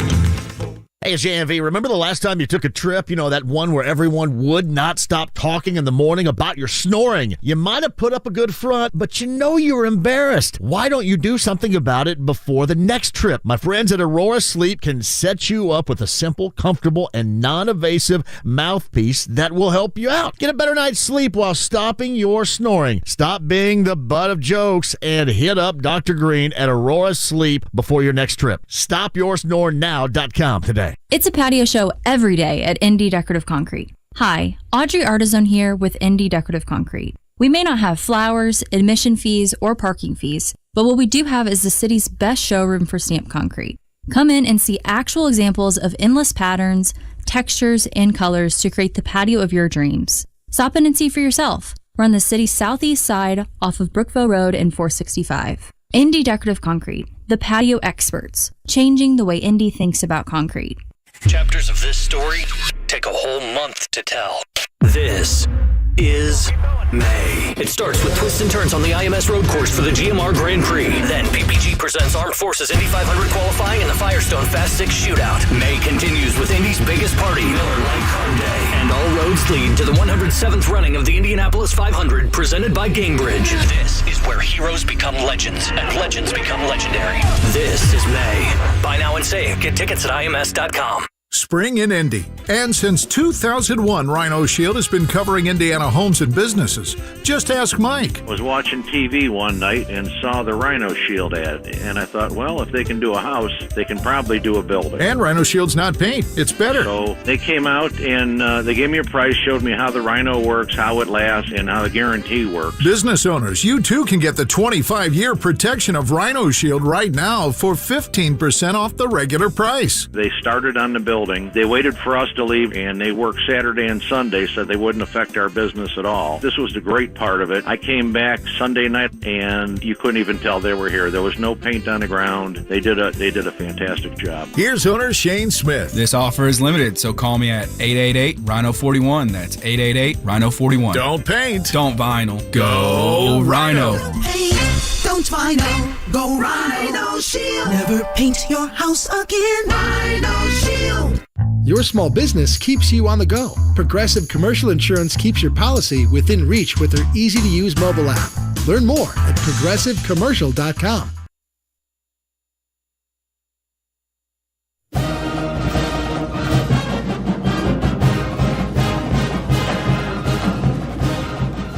and 107.5 The Fan. I'm Brian Noe. He's Jimmy Cook here on The Fan. Very pleased to welcome in Michael Lewis, Ball State University head basketball coach, joining us here. Coach, I actually went to Ball State. I'm a grad, and I haven't been there in forever, but everybody keeps telling me how nice the campus is right now. Like major work over there. It's beautiful now. Why have you not made it back? I just haven't. Yeah, for one reason or the next, I haven't made my way back to campus for a long time now, Coach. Yeah, no, campus is good. President Mearns is doing a lot of different things, and we actually won a few basketball games this season. So we got a little excitement going on campus and across the state. So I think it'd be a good time to get you back. Hey, if you can score me a front row ticket, I'm there, Coach. Well, I could have, but they're a little harder to come by now. I think courtside seats have sold out already, so might have to put you row 2 or 3, but we'll try to squeeze you in. That works. Coach, for your first season, 20-12 on the year, a strong performance across the board for your Cardinals. What are your major takeaways from your group? How proud of this group are you, and proud of the way that you mentioned the campus and the alumni group and the community rallying around your boys?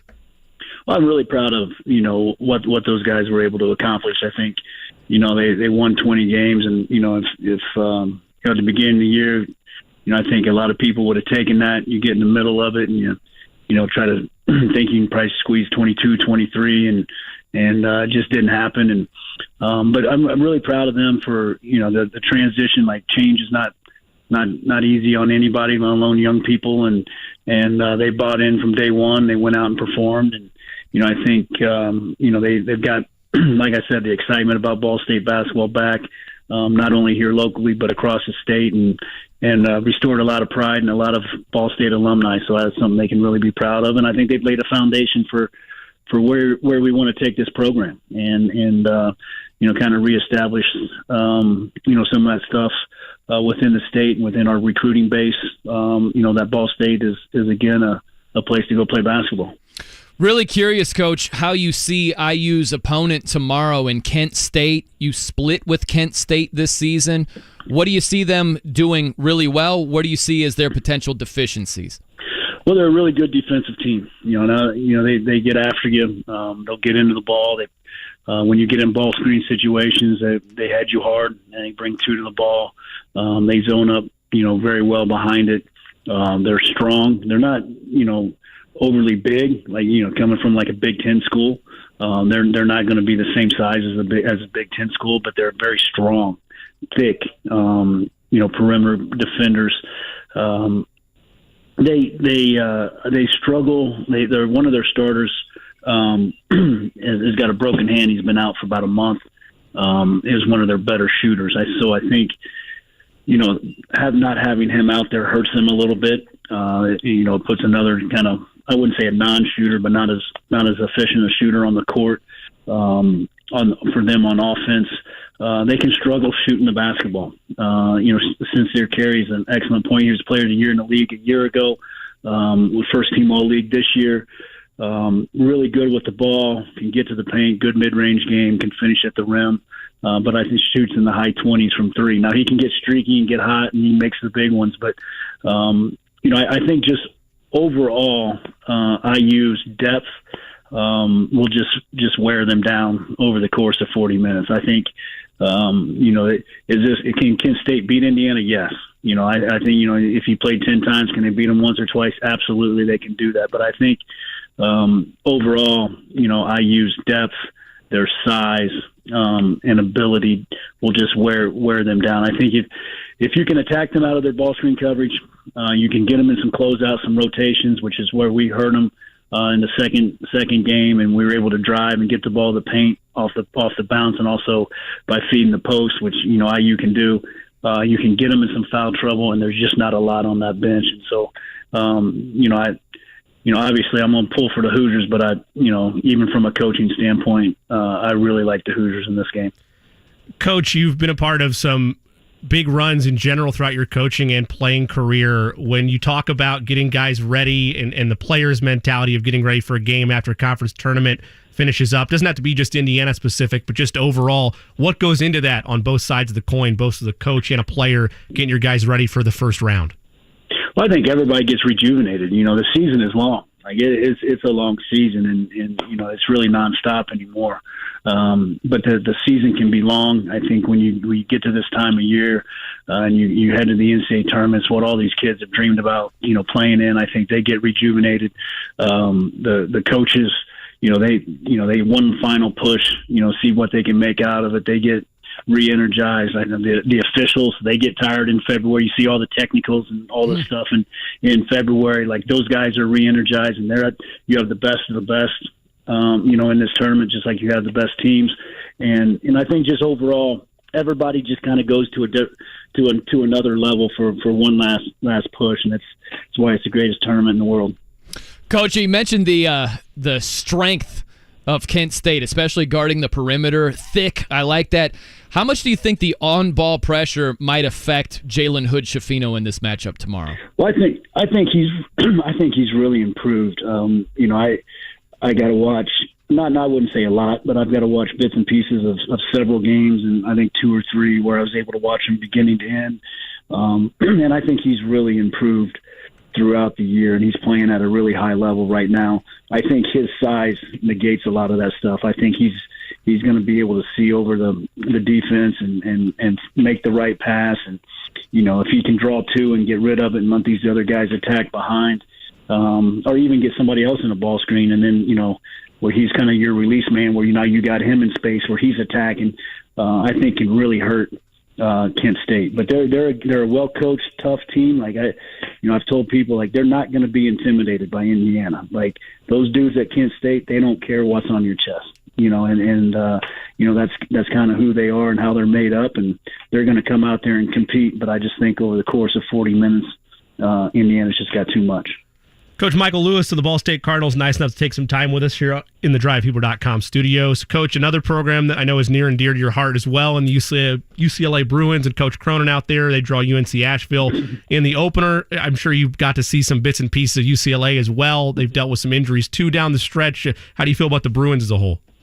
Well, they keep me up late at night during the year trying to catch a few halves of those guys, but I think they were playing the last month of the season. They were playing as well as anybody in the country.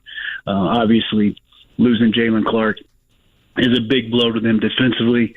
But the fortunate thing about being at a place like UCLA is you got a McDonald's All-American and a future pro and Amari Bailey, sitting there. And I think he's really stepped up his play since Jalen Clark has been out. If Adembona is healthy, if that shoulder is okay, he's obviously a physical presence on the inside, especially from a defensive end. On the defensive end, I'm excited to watch him play. I feel like they're both teams are going to keep me up tonight or tomorrow night for the late night games. But to be able to to pull for a program that I was able to work for and still really attached to the staff and the players out there.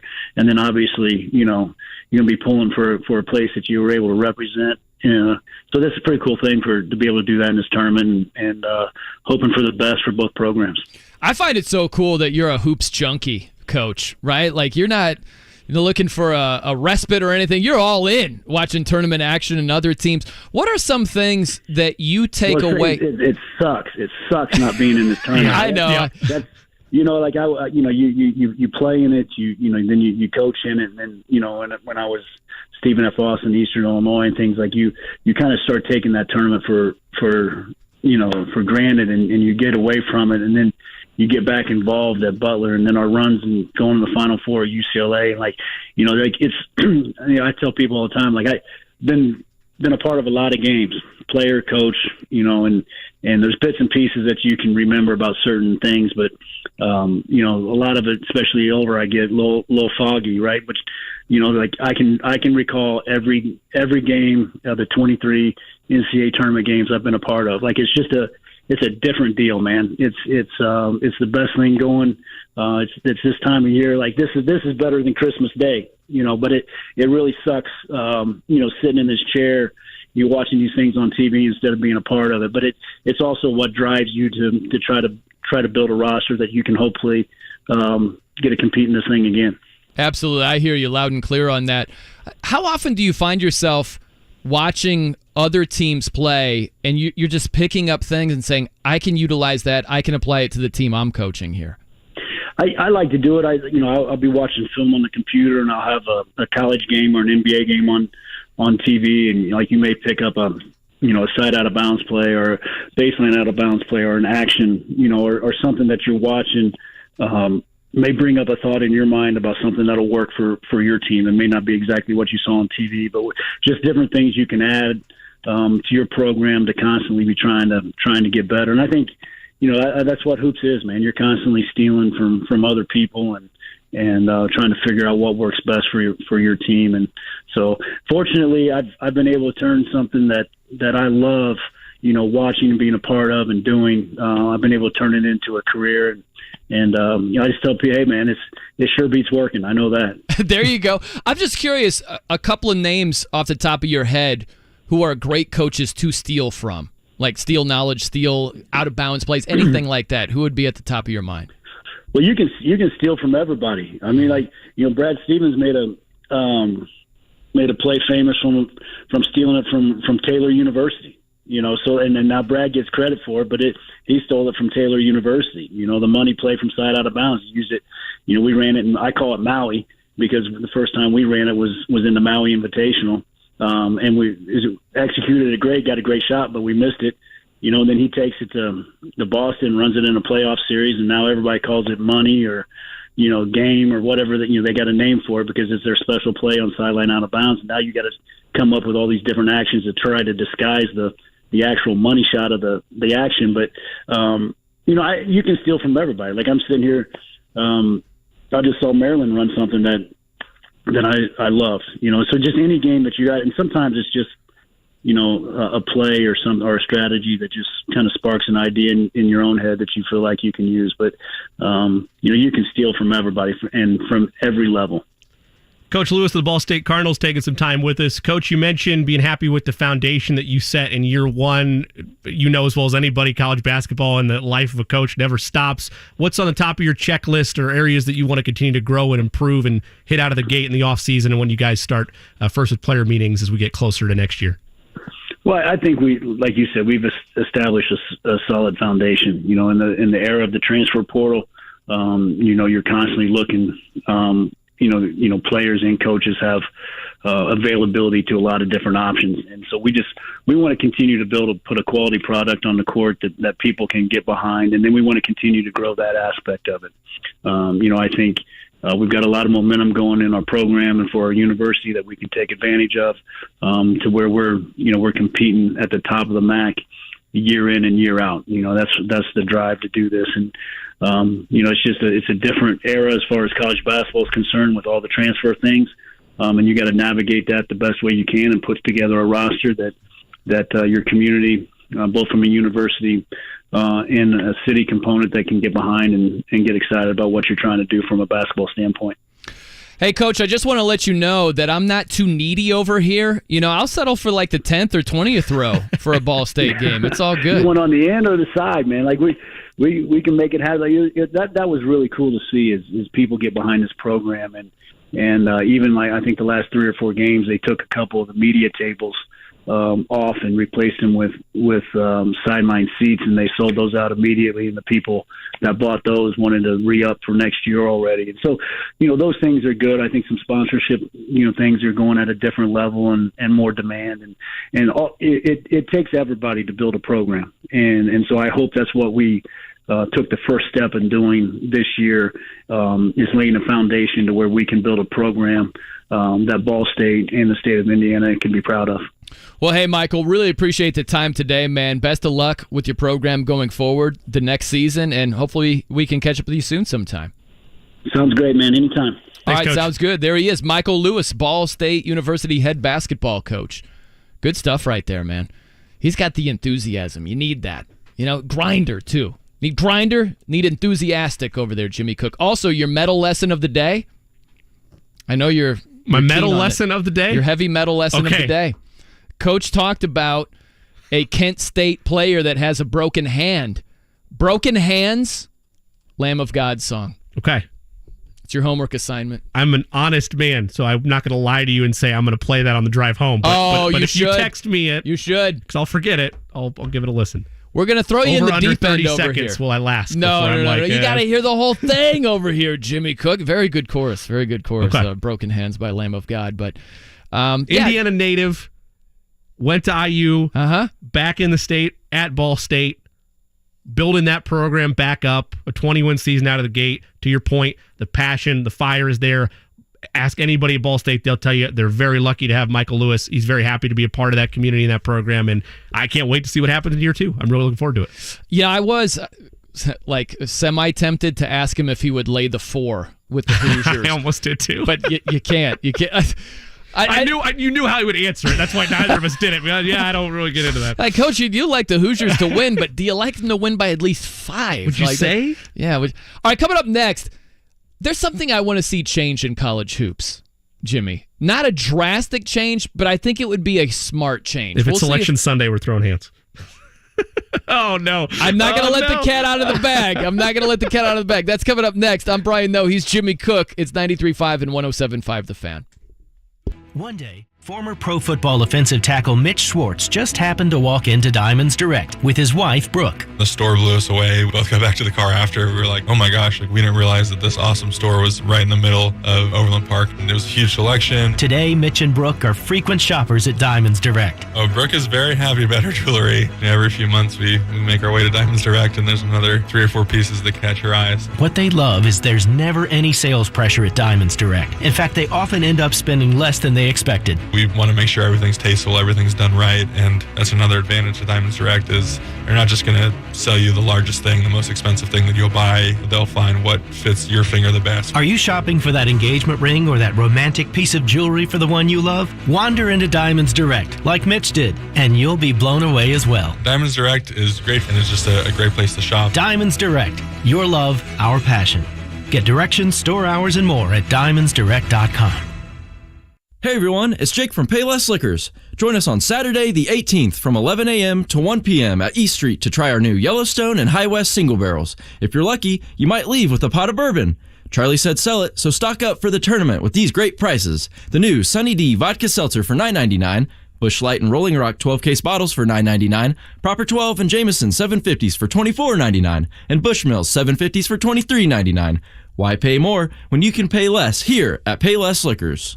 Celebrate St. Paddy's Day all week at Twin Peaks with Irish Whiskey, Guinness Beer, and Scenic Views. From March 11th through 17th, they'll be featuring a lingerie costume party and drink specials on some of their favorite festive shots, cocktails, and more. Feeling lucky? Wear some green into the lodge on St. Patrick's Day and your Twin Peaks girl will bring you a free order of fried pickles. It's St. Paddy's Day and Twin Peaks knows how you like to party. Valid at participating locations only. Get with your favorite lodge for more details. Twin Peaks. Eats, drinks, scenic views. Hey, JMV, I know you're wondering what's in your water. Call Connecticut for a free water test and find out what is exactly in your water and how best to treat it. Connecticut offers a range of products from their Premier Series water softeners to their K5 drinking water stations that can give you bottled water quality right from your tap. Get all the information you need at ConnecticutIndy.com or stop by the Indiana Flower and Patio Show at the State Fairgrounds and visit Connecticut in booth 135. That's ConnecticutIndy.com today. Will they find a home? Sponsored by Geico. Susan has always wanted to live in a chateau. I like a certain je ne sais quoi. While Jake is more into the Cape Cod style home. It's a classic look. Compromise is tough, but these two won't have to compromise when they bundle home and car insurance with Geico. It's easy, and they could save even more. In the end, Susan and Jake found a Cape Cod style home where they will only speak French. Bonjour, je t'aime, merci beaucoup, and cordon bleu. You'll get better with time. Bundling without compromise at Geico.com. It's a patio show every day at Indy Decorative Concrete. Hi, Audrey Artisan here with Indy Decorative Concrete. We may not have flowers, admission fees, or parking fees, but what we do have is the city's best showroom for stamped concrete. Come in and see actual examples of endless patterns, textures, and colors to create the patio of your dreams. Stop in and see for yourself. We're on the city's southeast side off of Brookville Road and 465. Indy Decorative Concrete, the patio experts, changing the way Indy thinks about concrete. Think you have the best sports trivia knowledge? Listen to Kevin and Query weekdays from 7 to 10 a.m. and call into the pop quiz. It's your chance to win a signature Jiffy Lube oil service from 93.5 and 107.5 The Fan. Hey, Indy. Tim Pearson here, founder of Chattanooga Whiskey, the only Tennessee high malt. Chattanooga Whiskey 91 is an award-winning small batch bourbon crafted from 4 grains, including 3 specialty malts for a distinctly rich and complex character. Drink Chattanooga Whiskey, enjoy responsibly. Helzberg Diamonds presents The Guy Who Did His Homework. When it came to Jill's engagement ring, Brady knew exactly what to get. Okay, so I came up with a design and showed it to all of our friends. She'll love it. Then he went to Helzberg. Their incredible selection of high-quality, lab-grown, and natural diamonds made creating that special ring easy. Her reaction? I love it. Can't wait to tell everybody. Everybody might know about it. Be like Brady. Create the ring of your dreams at a Helzberg near you or at Helzberg.com. Ask now about special financing offers. The Pacers head to Milwaukee to take on the Bucks. Tonight at 7:30 on 93.5 and 107.5 The Fan.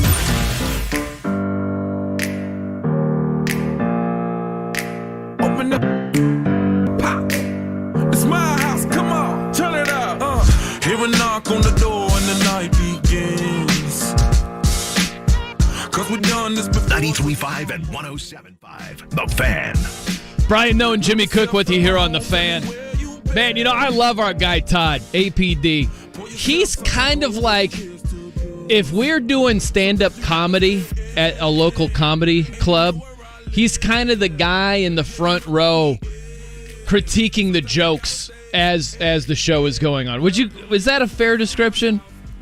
Sure. Kinda? Yeah. Kind of like, not your best material. You know, every now and then he would throw that out there, I feel like. Yeah. So we got a little bit of razzing from Todd here. I did. Sorry, is that how you're going to defend your fumble to start the show? So here's calling the him thing. a comic critic? So I was talking about the fountain part of the monument. Right. And somehow I confused myself into thinking, I don't know if they're going to know what I'm talking about if I say the fountain. And it turned into, the thing with the water over there, you know? Yeah? The ocean, yeah. The ocean. I know it's Monument Circle and it's the monument, and Todd made it seem so easy. He's a much smarter man than I am. Oh, don't give him that much credit now. Come on. It's the fountain part of the monument. Sure. Makes all the sense in the world. Yep. Somehow my description turned into the water. What the thing? I think had you not even thrown the thing, had you just crashed the plane there, would have been fine, but instead there were no survivors on it. There was no landing the plane. Yeah, it didn't work out. Did not work out. We got Soldiers and Sailors Monument with some water. Anything you want to do. Monument Circle, there's water flowing. Anything. I was just happy there's water back. Me too. You were so ecstatic. Yeah, and it turned into, how dare you describe it this way, and it just turned into a disaster over here. Yep. Very upset with myself. By the way, college hoops update. West Virginia, 16-3 run Look at CBS. They've been greatly influenced by Fox and Big Ten Network. You got to have the run graphic ready to go. You're the older of the two of us. My childhood, I remember the CBS being the front runners with that. March Madness all the time. So I would argue Fox stole from CBS, but they do it at a higher clip rate. Okay, so let me get this straight. You're saying back when it was black and white TV? No. Is that where you're going? I'm talking about when Jimmy you were corporate cook over here. I'm remember? talking about when I was growing up and we had sound coming out of the TV. Fair enough. I want to see a change in college basketball. I don't know if you're going to agree with this. Okay. My hunch is you will. All right. But I don't know. You're a wild card there, Jake. Sometimes I am. He's a corporate guy, remember? It has nothing to do with Selection Sunday. We can circle back to that. But it actually just popped into my head.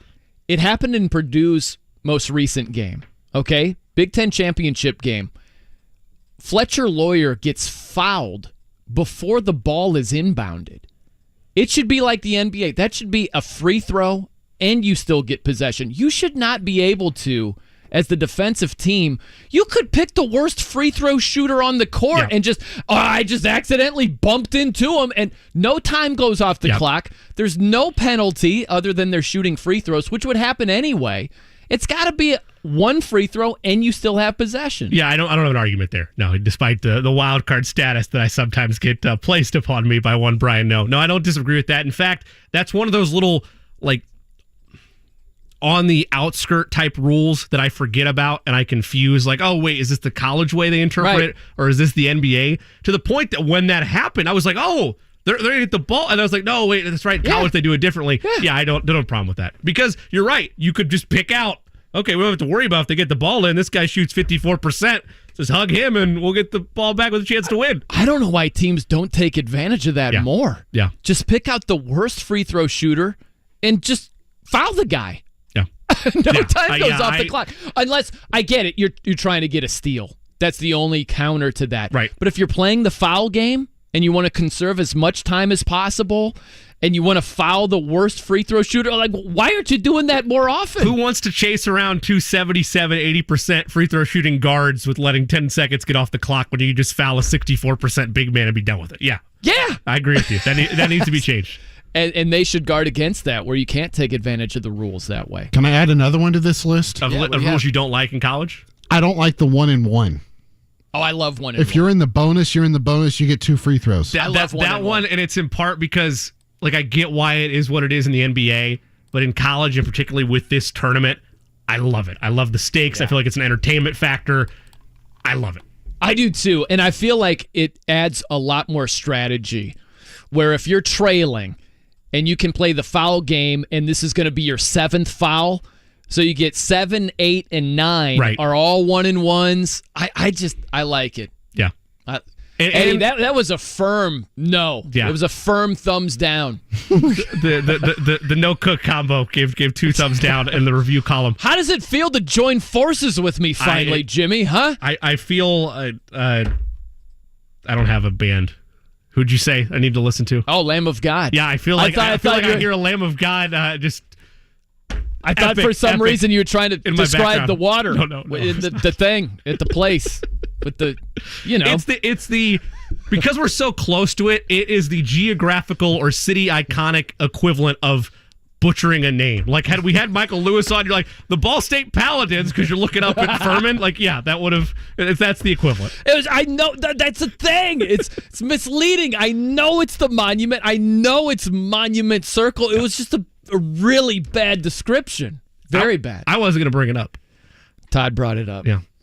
All right, coming up next, the Fonz. Woo! LaPhonso Ellis, ESPN college basketball analyst, Notre Dame grad. He'll join us around the corner to talk some March Madness. I'm Brian Noe. He's Jimmy Cook. It's 93.5 and 107.5 The Fan. The Winter Blues are almost behind us, and we can't wait to get out of the house and be more active. That sounds great, but your achy joints don't agree. Well, time to do something about it. It's Kevin Bowen. You could stop with the steroids, stop with the possible surgery chatter. Now there's a better way to get lasting relief, and it's from QC Kinetics, the nation's leader in regenerative medicine. This exciting approach uses healing properties from your own body, highly concentrated, and then placed directly into your achy joint. It can restore and repair that damaged tissue and get you moving again without pain, knee pain, back pain, shoulder, hip pain. This patient satisfaction reports are incredible, and there's no downtime. You can learn more about this wildly popular, all-natural, alternative way to get lasting pain relief with no surgery and no drugs via QC Kinetics. The call is free. The consultation is free. 317-559-PAIN. Locations at Eagle Creek, Greenwood, and Carmel. A free consultation. You got nothing to lose, and the timing is right for you to enjoy the best time of the year. QC Kinetics, 317-559-PAIN. Indianapolis, do you have old, ugly, or even damaged concrete? Not sure what to do about it, but you know you need to do something? Well, you need to call Galaxy Concrete Coatings. This product is out of this world, and it's right here in Indianapolis. And just in time to give your concrete floors a transflormation. Galaxy Concrete Coatings is 4 times stronger than epoxy. It's designed to not only work on your garage floor, but you can use it on driveways, walkways, around your pool or patio, commercial or residential. And it's UV resistant, which means it will not yellow. And even better, it can be ready to go in about 24 hours. Click on GalaxyConcreteCoatings.com or call 317-751-9070. Indy, you're ready for a transflormation. Call Galaxy Concrete Coatings today, 317-751-9070. Galaxy Concrete Coatings. They are out of this world. At Great Clips, we know you live a full life, which is why we're full of ways to make getting a great haircut easier. With Clip Notes, we save your haircut details so you can get the look you love from the skilled stylists at any Great Clip salon. Plus, with convenient online check-in, you save time too. So even when you're not thinking about your next haircut, we are. And when you choose Great Clips, it's gonna be great. Download our app today. Join a salon team. Visit jobs.greatclips.com. Join NASCAR champ Ryan Newman at Donate Life Day at Cabela's in Noblesville from 10 a.m. to 2 p.m. on Saturday, March 25th. Come for free family fun and games, plus an autograph session with Ryan Newman. You can win prizes and sign up to be an organ and tissue donor. Learn more at donatelifeindiana.org/Cabela's. That's donatelifeindiana.org/Cabela's. And see you from 10 a.m. to 2 p.m. on Saturday, March 25th at Cabela's in Noblesville. Chapters of this story take a whole month to tell. This is May. It starts with twists and turns on the IMS road course for the GMR Grand Prix. Then PPG presents Armed Forces Indy 500 qualifying and the Firestone Fast 6 shootout. May continues with Indy's biggest party, Miller Lite Card Day. And all roads lead to the 107th running of the Indianapolis 500 presented by Gainbridge. This is where heroes become legends and legends become legendary. This is May. Buy now and say it. Get tickets at IMS.com. It's JMV, and this week it's 25% off all houseplants and houseplant accessories at Sundown Gardens in Westfield, 186th and Spring Mill Road, sundown.gardens.com. 93.5 and 107.5, The Fan. WIBC HD2, W298BB, WIBC HD3, W228CX, Indianapolis. Soccer Saturday featuring Indy 11. If this is your football, this is your show. Saturday at 9 on The Fan.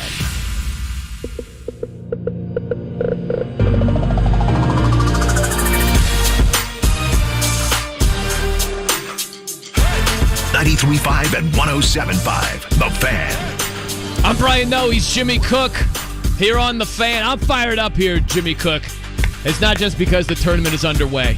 It's because we're talking to the Fonz. Yes. LaPhonso Ellis, ESPN college basketball analyst. Fonz, I'll tell you a quick story, buddy. So the last time I bumped into you, you were still playing at Notre Dame. I'm from South Bend. I don't remember. Are you really? Yeah, I am. That's where I'm from. And where'd you go to high school? LaSalle is where I went. Nice. Yeah. Nice. Yeah, and you guys won a game. It might have been, my memory's very fuzzy. It might have been the NIT. I'm not sure. And we stormed the court. I literally went up to you and just kind of like smacked your chest, like, way to go, Fonz. Like that. That's the last time we bumped into each other, LaPhonso. How did I respond?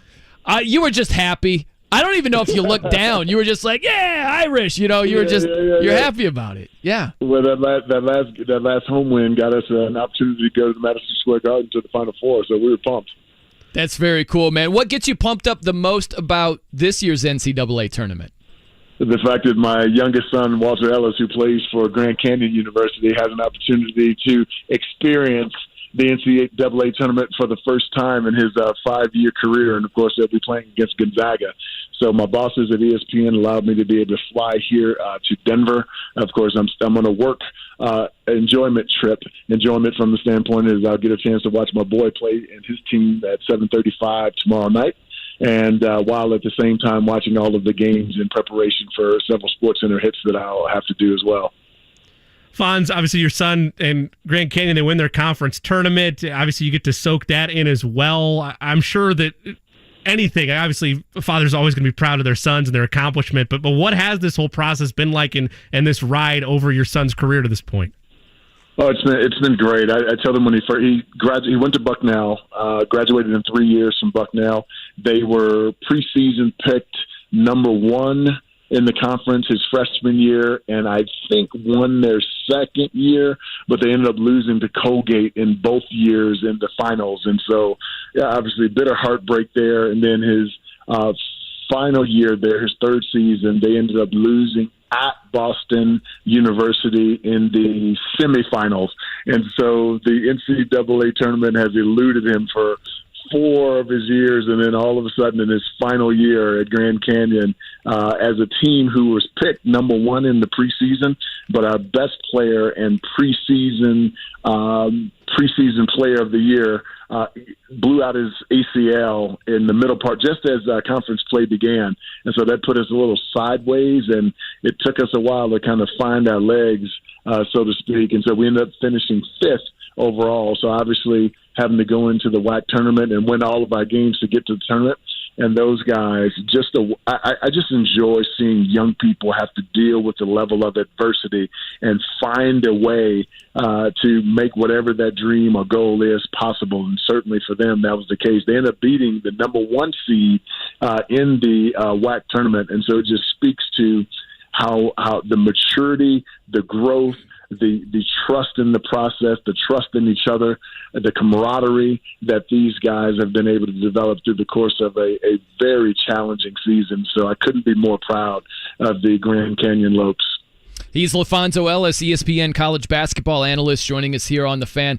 I find it interesting, Fonz, where you look at Grand Canyon taking on Gonzaga, and it wasn't that long ago that Gonzaga was just fighting to be relevant. And the job that Mark Few has done, if your son and Grand Canyon take them down, that's beating a brand-named school if they're able to pull off that upset. There's no question about it. Mark Few has done a tremendous job over the last 20 years. And to your point, a school that didn't have any national relevance, it seems like every single year, especially since I've been at ESPN for the last 14, we're talking about not Gonzaga, an unknown quantity, but a known quantity. And the question has been, can they win the national title? And he has another really special team this year. I don't think they're as good as the last 3 teams that they've had, but anytime you have Drew Timme still out there on the floor, who's an absolute monster, you have an opportunity to win a lot of games. Nate Watson has been playing really well over the last 4 games. He plays the power forward or center spot, depending on where they have Drew Timme out there on the floor. They can shoot it. They don't play. They play fast, but not as fast as they have in the past. They don't shoot it as well as they have the last 3 years, but they're still very, very dangerous. And I think we had an opportunity to see St. Mary's beat them early in the year on St. Mary's floor. But you talk about the adjustments that Mark Few makes. He went to a 3-quarter court press, both in the second game that they met and certainly in the final game of the WCC championship. And he did it.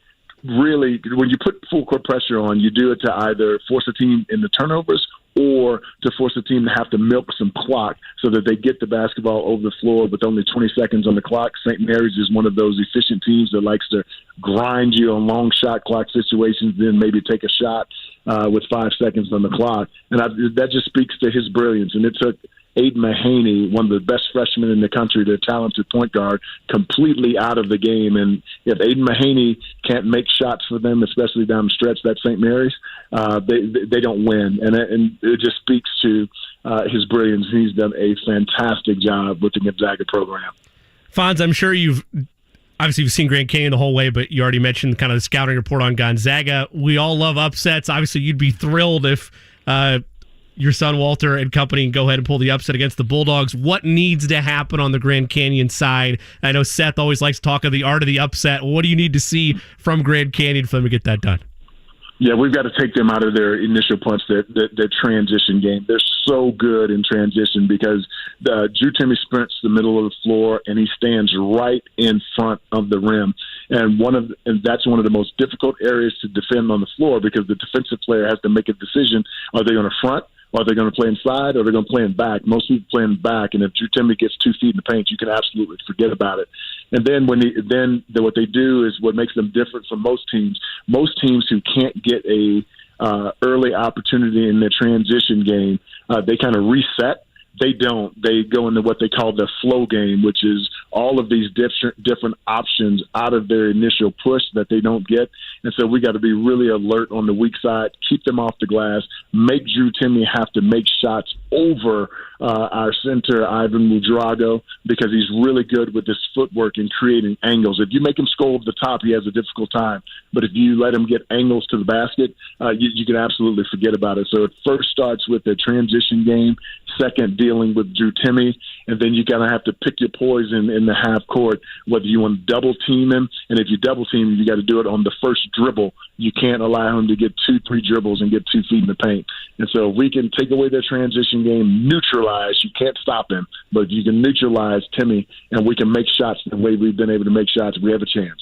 It's a fighting chance, but we have a chance. And we had the privilege. I had the privilege of being the starting power forward on the first number 8 seed to be the number 1 seed here in Denver, my old team. It would be absolutely incredible, an absolutely incredible family moment to see my youngest son then come back to Denver and knock off one of the best teams in the country, in the Gonzaga Bulldogs, in the city that it happened for me for, 28 years ago. How about this, LaPhonso Ellis joining us here, ESPN college basketball analyst. Which team do you ultimately like the most to win it all? And what's your level of confidence in that team, considering how wide open this tournament seems to be? Yeah, I've been pretty consistent with it since November. Alabama is the deepest, most talented team in the country. And Brandon Miller, he'll be at least a top 5 pick in this year's NBA draft. 6'9", essentially a point guard, ability to be able to play in ball screen situations. You go under, he shoots over 40% from the three-point line. You chase him, he's got a nice mid-range pull-up game, or he gets to the basket and finishes with either hand around the rim. He's an excellent and willing passer, and so if you come and you cut him off, he's so good at coming to a 2-foot jump stop and making that extra pass. Noah Clowney, 6'10", long, athletic, power forward for them. He's kind of their unsung hero because they don't run offense for him necessarily. He rebounds, he blocks shots, he's able to switch and defend 1 through 5. He can knock down open threes. Charles Bediako, a 7-foot center. He's so good at defending the rim. Alabama gets a lot of credit for how well they scored, but people don't realize they're also one of the top 15 teams in terms of defensive efficiency as well. They shoot a lot of threes, make 11 made threes per game. The key for them is going to be can Mark Sears, who the transfer from Ohio, who is an excellent deep ball shooter. He's just really struggled shooting the basketball over the last 10 games. If he makes shots, then they're almost unguardable. And so I've liked this Alabama team really from the end of November, from the time that I saw them, because they have so many different ways that they can beat you. And the fact that Javon Quinterly, who was injured in the NCAA tournament last year, is now back and fully healthy, shooting over 40% from the three-point line in conference play. Another playmaker, because in the NCAA tournament, you're going to run into those elite defensive teams that take you out of your offense. Now, do you have enough players on the floor who can create one-on-one plays for themselves and their teammates? And Alabama has like 3 of them who can do that. And so I'm big on Alabama. The only concern I have is that they're young, and will the inexperience play a factor in a big game? It's possible, but I don't see it because they've been through so much this season. Fonz, we're going to talk to your cohort in Seth Greenberg tomorrow. I'm wondering either a nugget, either on a positive side of a nugget that I'm not going to tell him we talked to you, but something we could pass along to him so he'll know that we talked to you today, whether it is something about his Final Four teams, whether it's just any type of nugget about the tournament where he's going to know, so you guys talked to Fonz yesterday. Oh, well, it's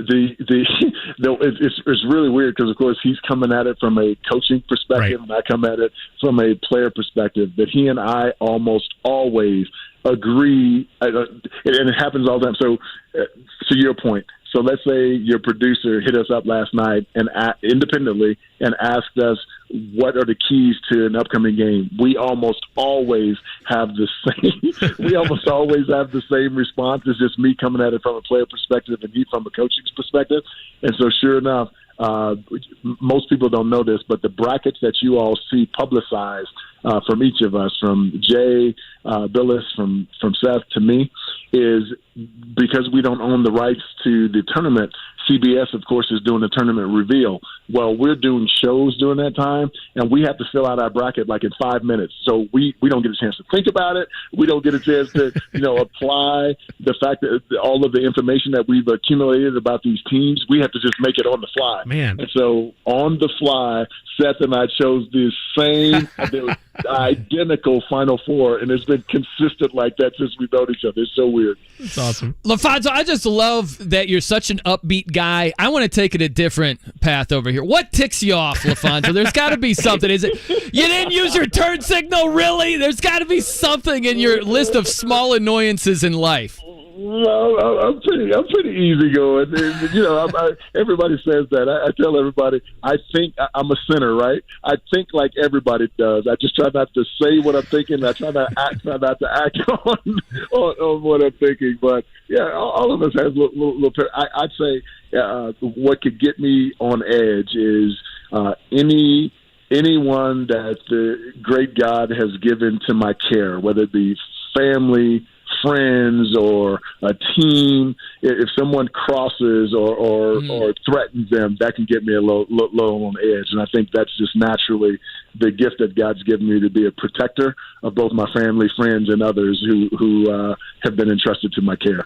Well, hey, LaPhonso, you're the man. Really enjoyed you popping on today for a few minutes, and hope you really enjoyed the tournament. And best of luck to your son, man. It's awesome that you get to be there and experience that in person. I'm so very grateful. My ESPN bosses are so generous, and I thank them for the opportunity to be able to come out and do it. Cool, man. We'll catch you down the road, LaPhonso. Thanks, Fonz. Appreciate you guys having me on. Have a great day. You too. LaPhonso Ellis, ESPN college basketball analyst. That's awesome. That's really cool that he gets to be there. That would be one thing that would annoy him. If they're like, all right, Fonz, we need analysis on this Gonzaga 89-63 win over Grand Canyon. You break it down for us, okay? Well, I think he was still on. I think he was still on remote because as we were planning this, he's like, "Hey, I need to see if I have any ESPN responsibilities." Like, "Hey, yeah, no problem, whatever, you get that." So he never revealed what that schedule was, but he did have time for us today. But yeah, who knows? He could be 10 minutes from now. Need a live reaction with Seth live from Denver. By the way, if one was to bet, just let's say $12 measly dollars on Grand Canyon right now, I think you'd make about $126. The reason I know that is because I did it. You did it. Let's go, Grand Canyon. I don't care about the bracket. I don't care that I have the Zags in the Elite Eight. Measly dollars? I mean, do we want to talk about the type of wagers that you made last night? I think 12 is relatively measly when we compare to what you and I have been doing recently, sir. It's Eddie Big Bank Harrison over there. Okay. Eddie's not messing around. Nice. Be careful over there. Have they been winning bets, Eddie? Oh, yeah. Nice. I think I'm like 16-3 in my last 19. Look at you. It's unreal. Hey, by the way, because you texted the group the other night. Yeah. You had Torrey Craig under 6.5 points. Bingo. He had 6 points early. Yeah. Was it the tooth getting knocked out that took him out of the game? So, no, because he continued to play after that. He did play, okay. But Phoenix made a run with Ish Wainwright on the floor, so they left him out there with the other starting four, and Torrey hasn't really been finishing many of the games for them because if he's not making shots, there's no reason for him to be out there. And I think Ish Wainwright provides a little more toughness on the defensive end.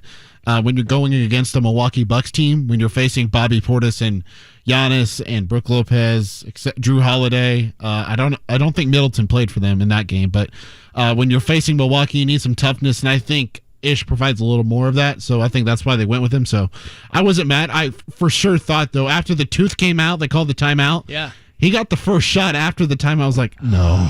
It's the worst. It's the worst when you are literally hanging by an under thread. Like, for instance, Eddie had under 6.5 points, and you've got Torrey Craig sitting there at 6 points.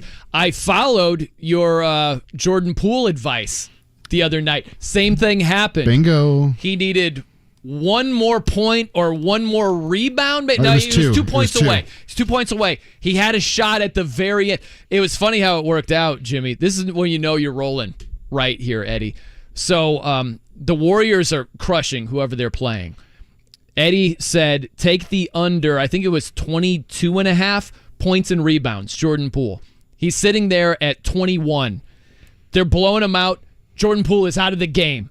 This is great. He's not on the floor. It's such a blowout. They bring him back. They take the starters out. I was like, oh no, and he is like, he's got a phobia for passing the rock, and I'm like, oh no, he's gonna jack up some crazy three, and it's gonna screw me. So first shot in garbage time, it's Jordan Poole, and luckily he missed. It was like a little mid-range shot, and he didn't take another shot. So we got there. Jimmy. By the way, update on the games here. We've got West Virginia up by 3 over Maryland with about 5 minutes to go. We got a drought. We got a scoring drought in Furman taking on Virginia. 3 minutes for Virginia. They've yet to show Furman. Furman's had 3 opportunities now to get this inside of. Oh, and they just 7. did. There we go. All right. We now got we got 3. life. We got Paladins. life for the Paladins. I do like that. So the CBS graphic, well, actually it's True TV. They might do it for all of them. But it flashes the nickname of the team if they shoot. If they make a shot, so it just said Paladins, and then they added 3 points. I like that. It's really good. Are you a big scorebug guy? I'm a big scorebug guy. I like when there's little intricacies. Hold on, so you're a big scorebug guy, but you're not a big court guy. Yeah, there's a difference. Oh my goodness. Yeah, but here's the thing, and I mentioned this. We don't want to fully open up this can of worms, but I don't trust officials already as it is. No disrespect to the profession, but kind of disrespect to the profession. I don't need wacky court designs confusing if it was a 3 or a 2 because we can't have a good camera angle to figure out where it was. Scorebug doesn't impact that.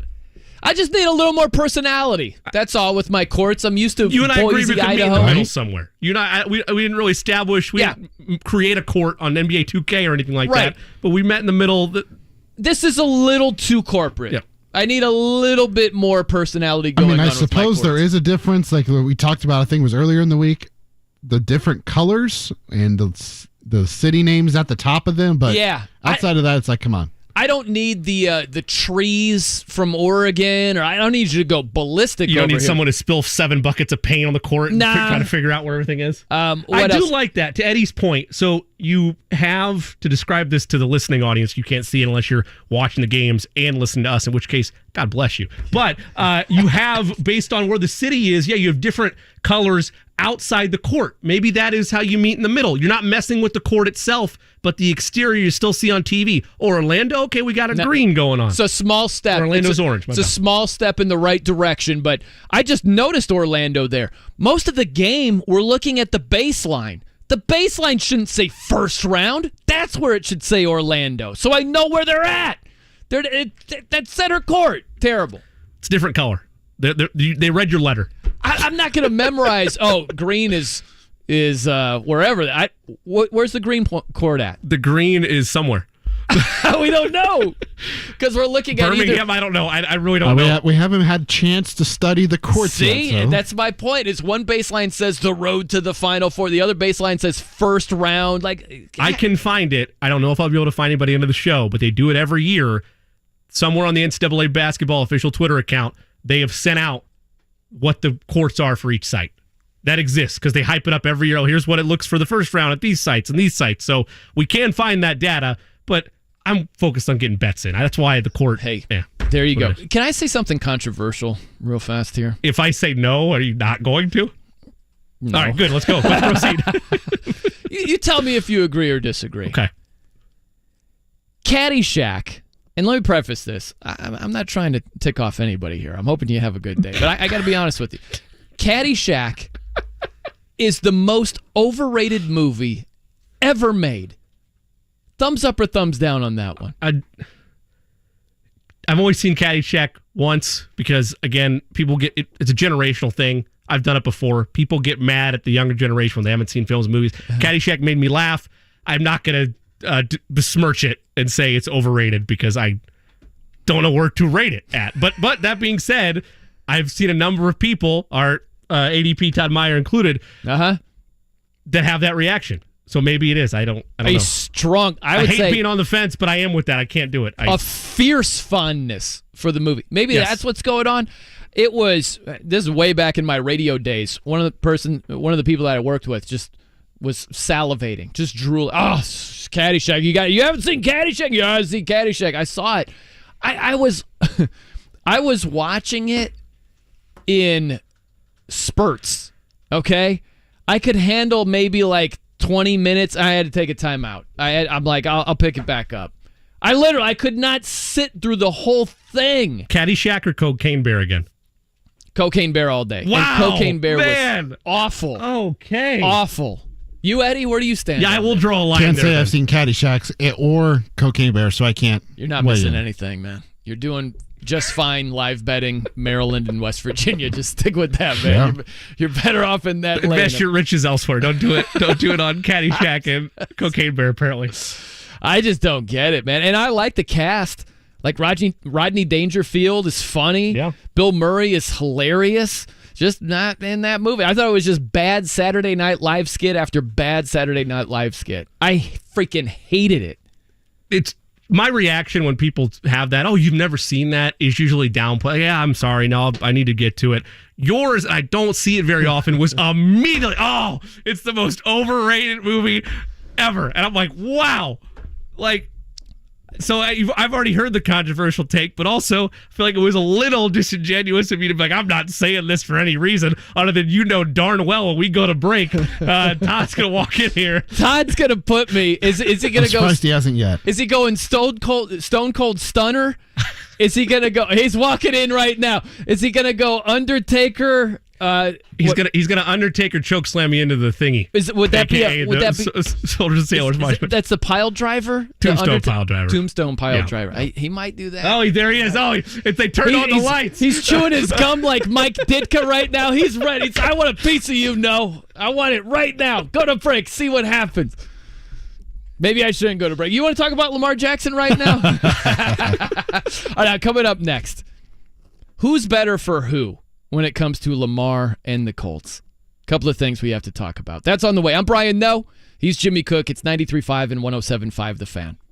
Paid non-attorney spokesperson. This ad is paid for by the settlement specialist. Attention all current and former firefighters, including civilian and military firefighters. If you or someone you love was exposed to chemical-based firefighting foam or AFFF and were diagnosed with cancers such as bladder, kidney, prostate, testicular, and pancreatic cancer, you may be entitled to significant compensation. Call 800-615-3064 now to see if you qualify. Chemical-based firefighting foam or AFFF has been used for decades to fight fires because it's highly effective at extinguishing petroleum and jet fuel fires. But studies have shown that chemicals used to make AFFF are highly toxic to humans. The Centers for Disease Control and American Cancer Society have reported that these chemicals may be linked to various cancers. If you or someone you love was exposed to chemical-based firefighting foam, call now as you may be entitled to significant compensation. Don't wait. Time is limited. Call 800-615-3064 now to see if you qualify. Call 800-615-3064. 800-615-3064. 800-615-3064.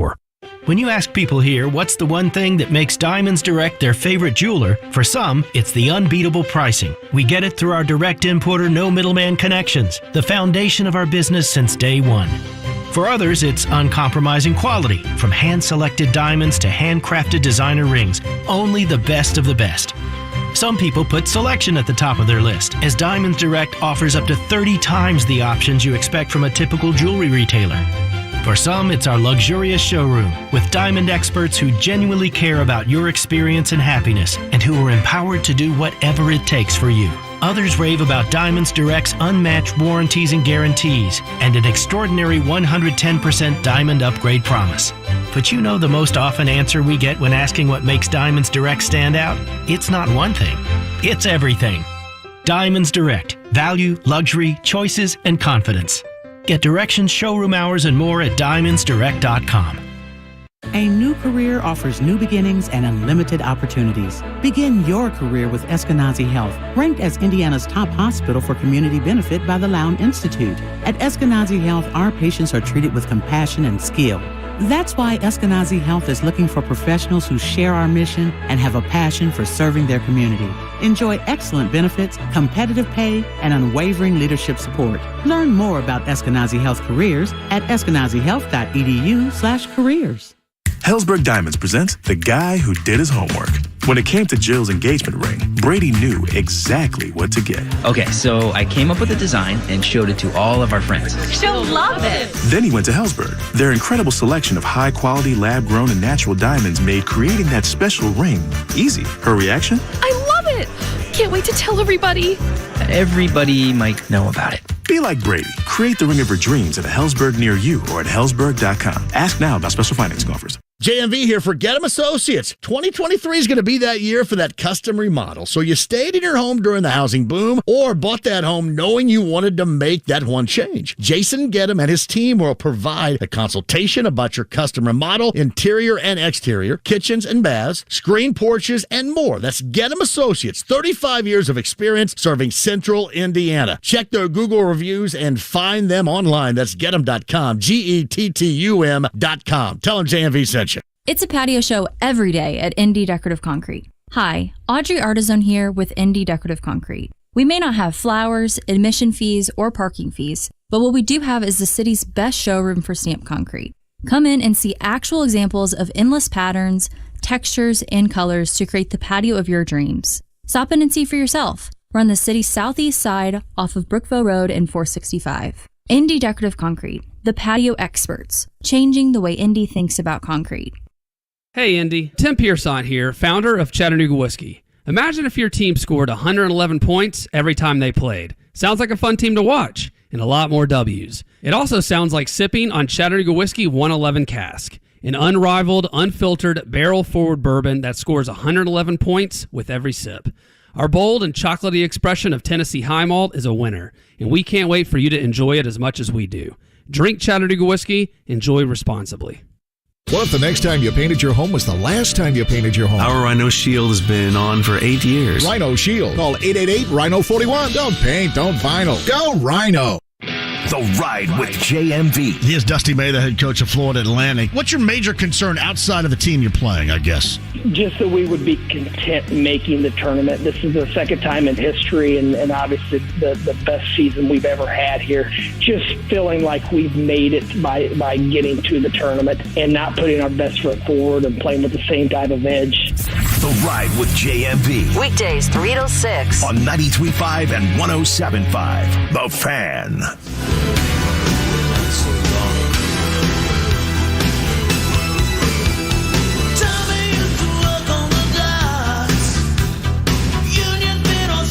.93.5 and 107.5. The Fan.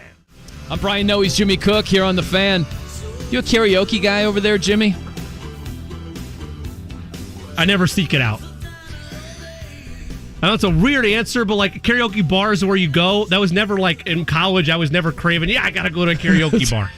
Like, so no. Your boys aren't karaoke night. Let's tear it up. The night never got crazy enough to where it was like, we need to find a karaoke bar. In fact, and this is one of those things where I'm at the risk of showing ignorance. I'm putting myself vulnerable here.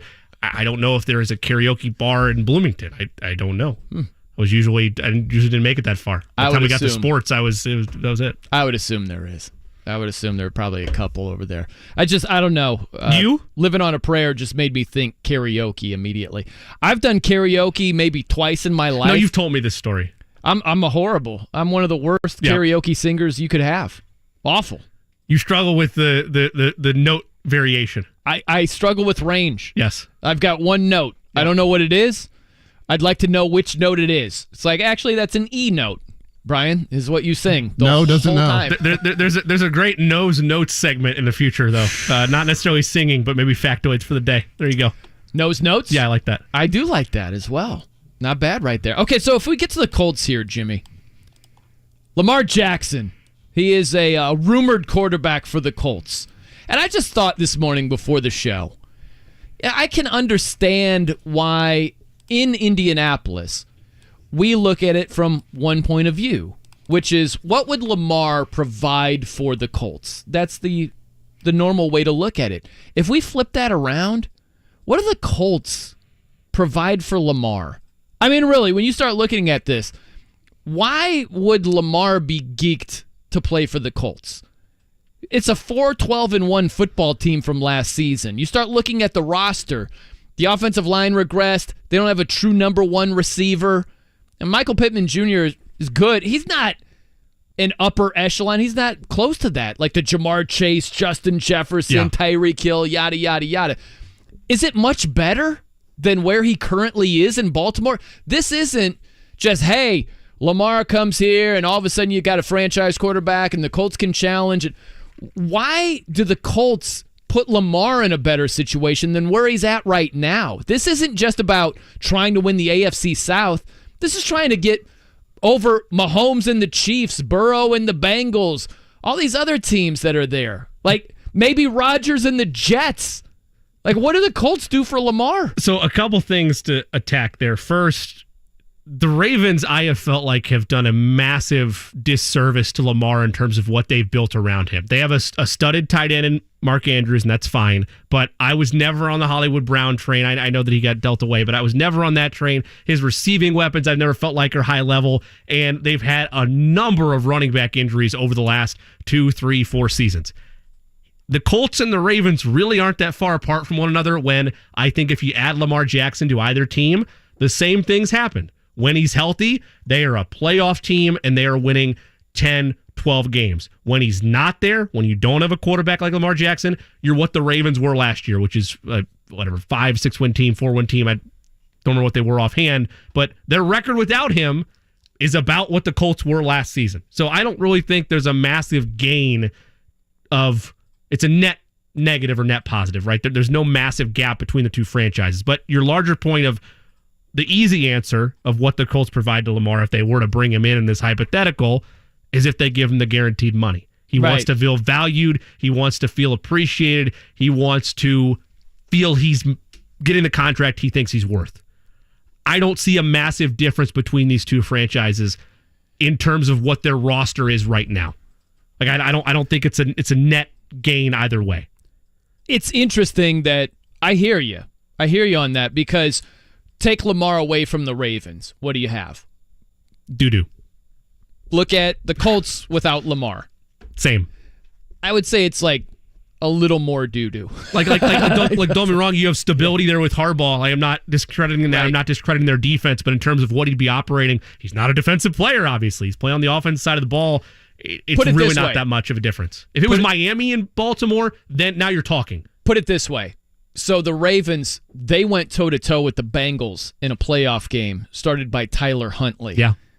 What do you think the Colts would have done in a playoff game against the Bengals? Do you subscribe to the notion that those divisional matchups, seeing a team for a third time, those are always uglier games? Do you subscribe to that? Because I do. There's some and I to feel that. like that was that. There's some to that, but no. But I mean that gives it it swings it a handful of points. Okay, fine, but no, I don't think the Colts hang with. I think it's a 2-score win for the Bengals at minimum. Annihilated. Yeah.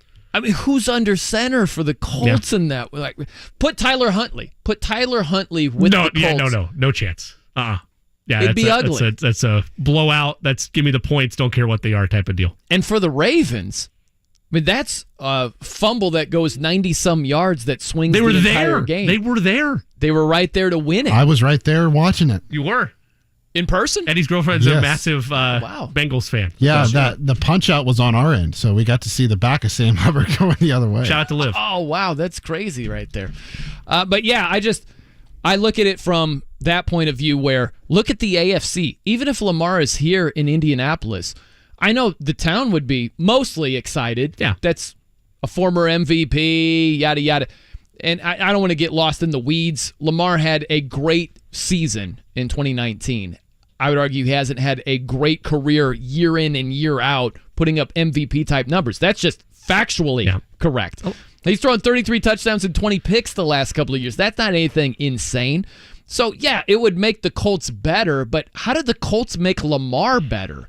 Like, you're competing with Chiefs, Bills, Bengals, maybe the Jets. Oh, by the way, the Dolphins have a ton of talent. If they have a quarterback that remains upright, Miami that's makes tough out. Miami makes so much sense if they were able to acquire him, because you could argue that, well, you couldn't argue, you could say it when he's healthy that he's far better than Tua full body of work when they're both healthy. But when you use a team like the Colts, the answer is they don't. But it's pretty much the same for me as if he stays in Baltimore, other than they would be giving up the guaranteed money. And I know there's a number of reasons we're talking about this, but the primary one is Lamar is at such a precarious spot for a team like the Colts where they're never going to do both. For a player with his injury history, for a player with his kind of up and down play post MVP season, I could see them paying the guaranteed money. I could see them giving up the first round picks. I can't see both happening. You know what I could also see? I don't know if this would be correct or not, but I could see it. This is sobering when you look at where the Colts roster is right now. Imagine if Lamar had the best offer from the Colts. Think how many other potential situations are out there where he might be willing to take a financial haircut to be on a better roster. I mean, really, that could be part of the equation, too, is, I don't know, let's just say Colts offered a fully guaranteed Deshaun Watson type deal. Sure. Does Lamar say, done, I'm there, Indy it is, Monument Circle, with the fountain and the, based on the way he's posting on Twitter, yes, I think he would. Okay, I do. But could it happen where it's not fully guaranteed? We get you 230 point. We'll give you 231 because Kyler Murray has 230.5, right? We'll get you 231, not fully guaranteed. But it's a better roster. It's a better situation. What do you say, Lamar? Fully guaranteed in Indy or not fully guaranteed somewhere else? I could see him not taking the fully guaranteed deal if it's a better supporting cast. So let me flip that coin around for you, though. The scenario you painted out, it's a lesser offer in a couple different areas, a couple financial concessions you have to make. Do you match that if you're Baltimore? Well, that's the other part. Because they have the boogeyman aspect of if you go lower, that's fine. We're just going to match it and no harm done. I think it would have to be in the ballpark. It's a fine line to walk. Of a fully guaranteed contract where if I'm the Ravens, I'm like, bro, we got to walk away. That's just too rich considering the numbers have dipped. He's been banged up a lot. Right. We know it's a risk either way. If you back up the Brinks truck with a Deshaun Watson type deal, everything I just explained is staring at you in the face. The other part of this is if you let him go, you get some compensation, but he's good enough. If he's blessed with better health, he could haunt you for years. You mentioned the sobering part about the Colts roster. If the Colts were in Miami's boat, I would be clamoring and banging on the table for them to go get him because I think it'd be a match made in heaven, and you're a player away. You were that position away from figuring it out. That's the sobering part about the Colts roster. They're not. And that's the other part is one of the biggest selling points you have for the Colts roster is Jonathan Taylor. And I'm telling you, you know how it goes, Jimmy. I've been preaching it. He's going to get dealt. Dude. Either they're going to overpay him, which you see a couple franchises do it and have buyer's remorse like the Panthers did, or you keep him and you get a more team-friendly deal. The running backs have a short shelf life. Zeke is gone. Austin Eckler's looking for a trade. Le'Veon Bell, see you later. Just look at the last 5 to 7 years. They do not matter. Yeah. I love Jonathan Taylor as a person and as a player. They are the most dispensable position in football. And that's right. And that's what I'm saying is if you're looking at what do the Colts provide for Lamar Jackson, if one of the first things out of your mouth is, well, Jonathan Taylor's a stud. Yeah, he is right now. It's not we have. It is we will try to get is what you're selling Lamar. There's no baseline that you already have in your possession. You're going to have to go acquire. By the way, no, I applaud you right now for being fully focused with these two craziness of games going on right now. I would not have been had it not been Utah State, Missouri on that TV. I haven't looked back. I didn't realize that this is suddenly a We got a one-point game, Maryland over West Virginia with 8.4 seconds to go. Maryland has the ball, so just foul the guy that's the worst free throw shooter, right, Jimmy? No time goes off the clock. Well, that could be anyone from Maryland because they are struggling. Just call timeout, man. They got a foul. But they let too much time run off the clock. You go from 8-5 to 4-2. Yeah, 4-2 left. Just foul the worst free throw shooter off the ball. With how that played out, again, obviously the audience can't see it. You're trying to force a jump out there. I get it, but you have to be aware of the time that's coming off. Too much time going off. By the way, our Furman Paladins gave it a spirited effort. They're still in it. A minute to go, down by 3. We need a score here, Jimmy. Desperately. Our bracket needs a score badly. Let's see who's going to win, Eddie or Jimmy. Oh, gosh. Tried to spin baseline. It's out of bounds. Eddie looks like he's going to win again. That's a rough one right there. Ouch. We will lick our wounds, and we will come back spry to close it out here. Day's not over. We got plenty of games left. We're just getting started, baby. We might fire away in the next segment over here. We'll see if Eddie Big Bank / in-game Garrison that's true. has any picks for us. I know Jimmy does. We'll get your bets before we get out of here. Oh, and some bad news to run your way before we call it a day as well. I'm Brian Noe. He's Jimmy Cook. It's 93.5 and 107.5 The Fan. Join JMV live this Friday for a special St. Patrick's Day edition of The Ride from O'Reilly's Irish Pub downtown starting at 3. O'Reilly's Downtown, 16 years of conveying that welcoming Irish feeling. Dream homes come in all shapes and sizes. And at TCU, we believe borrowing options should too. There's no one-size-fits-all mortgage. Let our knowledgeable team pair you with your perfect loan solution while you pick the perfect pairing of paint colors for your new place. Plus, save up to $1,000 on closing costs, which means more money for the fun stuff. Together, let's make it yours. Welcome home with TCU. NMLS number 686706, federally insured by NCUA. Equal housing opportunity. All loans subject to credit approval and membership requirements. Offer details at tcunet.com/welcome home. Doing more in the community means that I get out and I volunteer. Hi, I'm Hannah Yeagerbush here at Teachers Treasures, and we nominated David Barabee because he's such a great volunteer leader. He does so much for us to make our mission possible to serve teachers in Marion County. And I'm Jiffy Lube owner Steve Sanner. At Jiffy Lube, we are proud to support Hoosier charities that use their vehicles to do more to make Indiana a better place to live. My vehicle really allows me the ability to be where they need me. Either downtown, at the store, or out on a route, or working for the mobile operator. Jiffy Lube of Indiana provides all of our Do More winners with free vehicle maintenance for a year. Because now at Jiffy Lube, our trained technicians do more to keep vehicles like theirs and yours on the road. Brakes, tires, batteries, and more.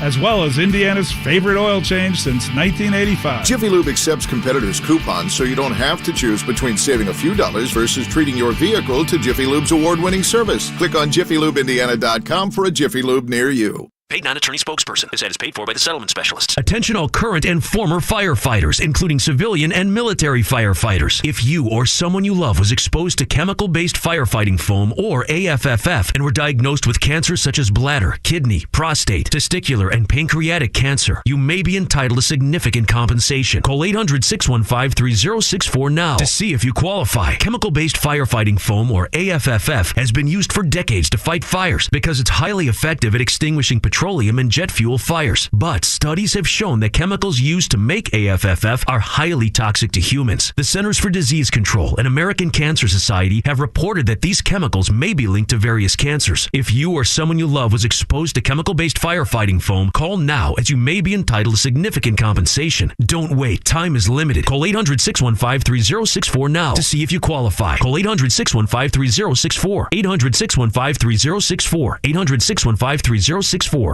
Hi, it's Kevin Bowen for Window Nation. Have you noticed your energy costs have been rising dramatically? Nationwide, energy prices have increased over 14% since last year. It isn't too late to do something to fix your high energy bills. Beat the spring rush with the last month of off-season pricing at Window Nation. Get 2 windows free with every 2 you buy with 0 down payment, 0 monthly payments, and pay 0 interest for 24 months. New windows will pay for themselves with the energy savings on your energy bills, and you'll pay nothing for 2 full years with 0% financing, saving you hundreds of dollars. Go with the window company that has installed nearly 2 million windows by installers with over a decade of experience only using top-of-the-line installation materials, which is why 96% of installs require no follow-up service. So call 866-90-NATION and get 2 windows free with every 2 you buy with no limit. Again, this offer will not last long. So call Window Nation today, 866-90-NATION, or go to windownation.com. Tell them Kevin Bowen sent you.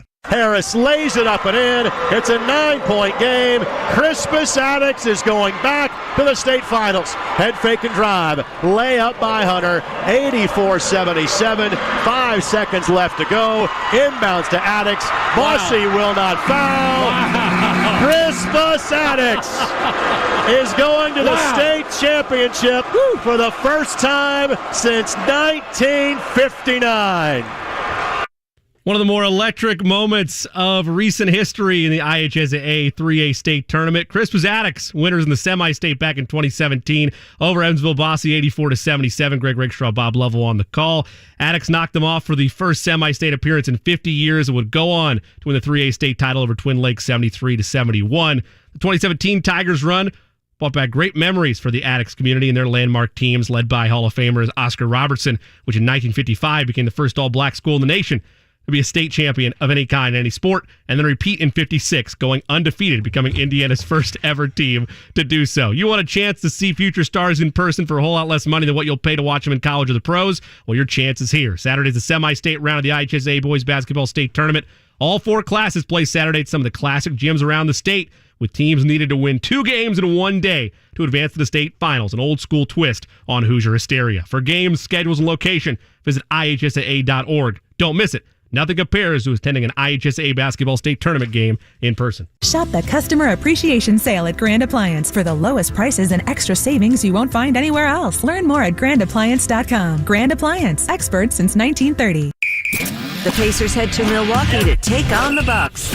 Tonight at 7:30 on 93.5 and 107.5 The Fan.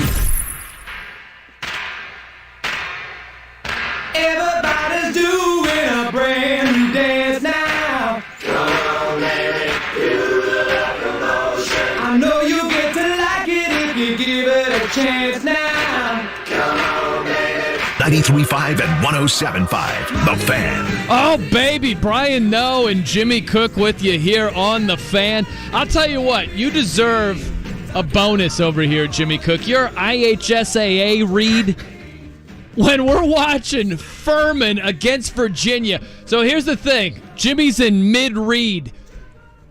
Locked it on the copy. Virginia's up by 2 points. About 12 seconds to go. They inbound it. Little trap in the corner. Panic. They go quarterback pass to midcourt. Picked off. Furman with a 3. Nearly NBA range to take a 1-point lead. Furman leads by 1 point with 2.4 to go. You know what? I thought you were losing your mind over a first half total that you cashed because I didn't know. I thought the game was here it over. is at the buzzer. Oh, Virginia almost banked it in. They're out of here. See ya, Virginia. Play some offense. Nothing like going from 1-2 to 2-1 on the day in the blink of an eye without even realizing it. Yeah, I just assumed because you love those first half bets. I'm like, man, Brian must have had a ton of money on one of these first half unders. I thought the game was dead to rights. I was locked in on the copy. I would not have been as professional had it been on the TV directly behind you, but it was not. We got a Reese's commercial instead. Well done by you. Way to go, Paladins. Well done More by bets, you. please? More bets? I just think it's hilarious. I was reacting in joy and amazement, and your first thought is, wow, No must have lost a lot of money on a first half. To be clear, no, I thought you won. Because I knew it was positive, and I was like, oh, man, you had a winning ticket that cashed, because that went to bed when I went to read the copy. I was like, all right, good run. Way to go, Paladins. You know what I think? In all seriousness, I think that, like, we'll gamble on games. Sure. You know what I mean? And it's exhilarating when you win like that. You can't lose that even when you don't have a penny on the game. You know what I mean? Like, I didn't have 1 cent, and it was still awesome. It's freaking awesome that Furman comes back and wins like that. That is how you celebrate the purest fans of March Madness from people that are either just in it because, oh, it's a thing to do, or, okay, we're going to gamble some money on it. Yeah, had I seen it live, I would have been losing my mind regardless if I had money on it because that's March. I love the upsets. Man, it's the old Paladins. School thrill of victory, the agony of defeat as Virginia walks off the court. Some Purdue fans, I won't name names, but if you listen to the show, you understand it. Drinking a couple tears there after Virginia gave Purdue a little helter-skelter last-second action a couple years ago that prevented them from going to the Final Four. Yeah. Obviously, this is much earlier with smaller stakes, but still a season was on the line.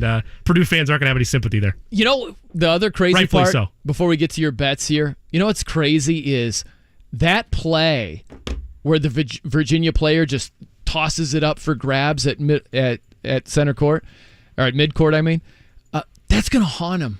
You know what I mean? Like forever. We just moved on. Like, hey, what are the next games coming up? Like, that guy will think about that play for years and years and years. It's amazing how it works out like that. You just turn the page. But if you're involved, you don't turn the pages easily. It's the beauty and the just horror of March for the student athletes, particularly in games like that. Someone is remembered as the hero, and somebody's the one that coughed it up. It's tough. Okay, let's get to some bets over here. Hopefully there's no coughing it up in this segment. What do you say? The Jay Cook Plays of the Day. This is me, all right? I'm not an athlete. This is my way. This is how I win. I know you're not always big on these, so I'll be up front. One spread bet, 3 money line bets in the action this afternoon. This Are one you starts doing what I think you're doing? What do you think I'm doing? Do we have time to explain what you think I'm doing? You're going to buy down the... No. There's no buying down because it's already there for me. There's no hooks being bought, nothing like that, nothing to irritate you, even though that's smart sometimes. I'm going to take Charleston over San Diego State, just straight up plus 200. That's at 310, so you got about 15 minutes or so to get that bet in. Also going to take Northwest. That's plus 200, like I said. Northwestern on the money line over Boise State, minus 125. Texas A&M, minus 150. You're giving up juice there, I understand. I'm taking them against Penn State. I think that's a down-to-the-wire game. Duke laying the 6 against Oral Roberts. That one at 7-10. Like I said, 2-1 for today's action. 5-2 on the week. Plays always active here in... We're not a command center anymore. We used to be a couple years ago. But here we are. You got any bets? Not yet. Eddie? Late bloomer. I was on Oral Roberts plus 6 against Duke. I think the offense for Oral Roberts will keep them in the game throughout no matter what. Only thing I'm concerned about is some late foulage. Sure. You get a backdoor cover there, but that's where I would go. Okay. Duke plus 6. I haven't really looked at the NBA slate with, everything going on March Madness-wise, so I'll take a quick gander here before the end of the show, see if I can get something in 60 seconds. Go. Okay, very nice. Tomorrow we're at BottleWorks. That's right. We're going to be live in the flesh. Everybody come out there. Watch some March Madness. I already got an opportunity to see JMV there today. Come up here in just a second, and then we'll be back getting the baton tomorrow. I love it. I'm very excited for remote. They have plenty of screens going on for the Madness. It's going to be a great time. By the way, some bad news. Normally we try to close on a good note. I should have saved the BottleWorks for the end then. Bad news over here. Edwin Diaz. Yeah. He's the closer of the Mets. He's done for the season. He got hurt during the World Baseball Classic. Puerto Rico beat the Dominican yesterday, 5-2. They're celebrating. So just picture the whole team just kind of jumping up and down. We're celebrating, nothing crazy. And Edwin Diaz goes down, knee injury. He's done for the entire season, man. That's every fan's worst nightmare when the World Baseball Classic is going on. That's why some players, for paranoid reasons, didn't play. My heart breaks for Edwin Diaz and Mets fans. It's tough. Me too.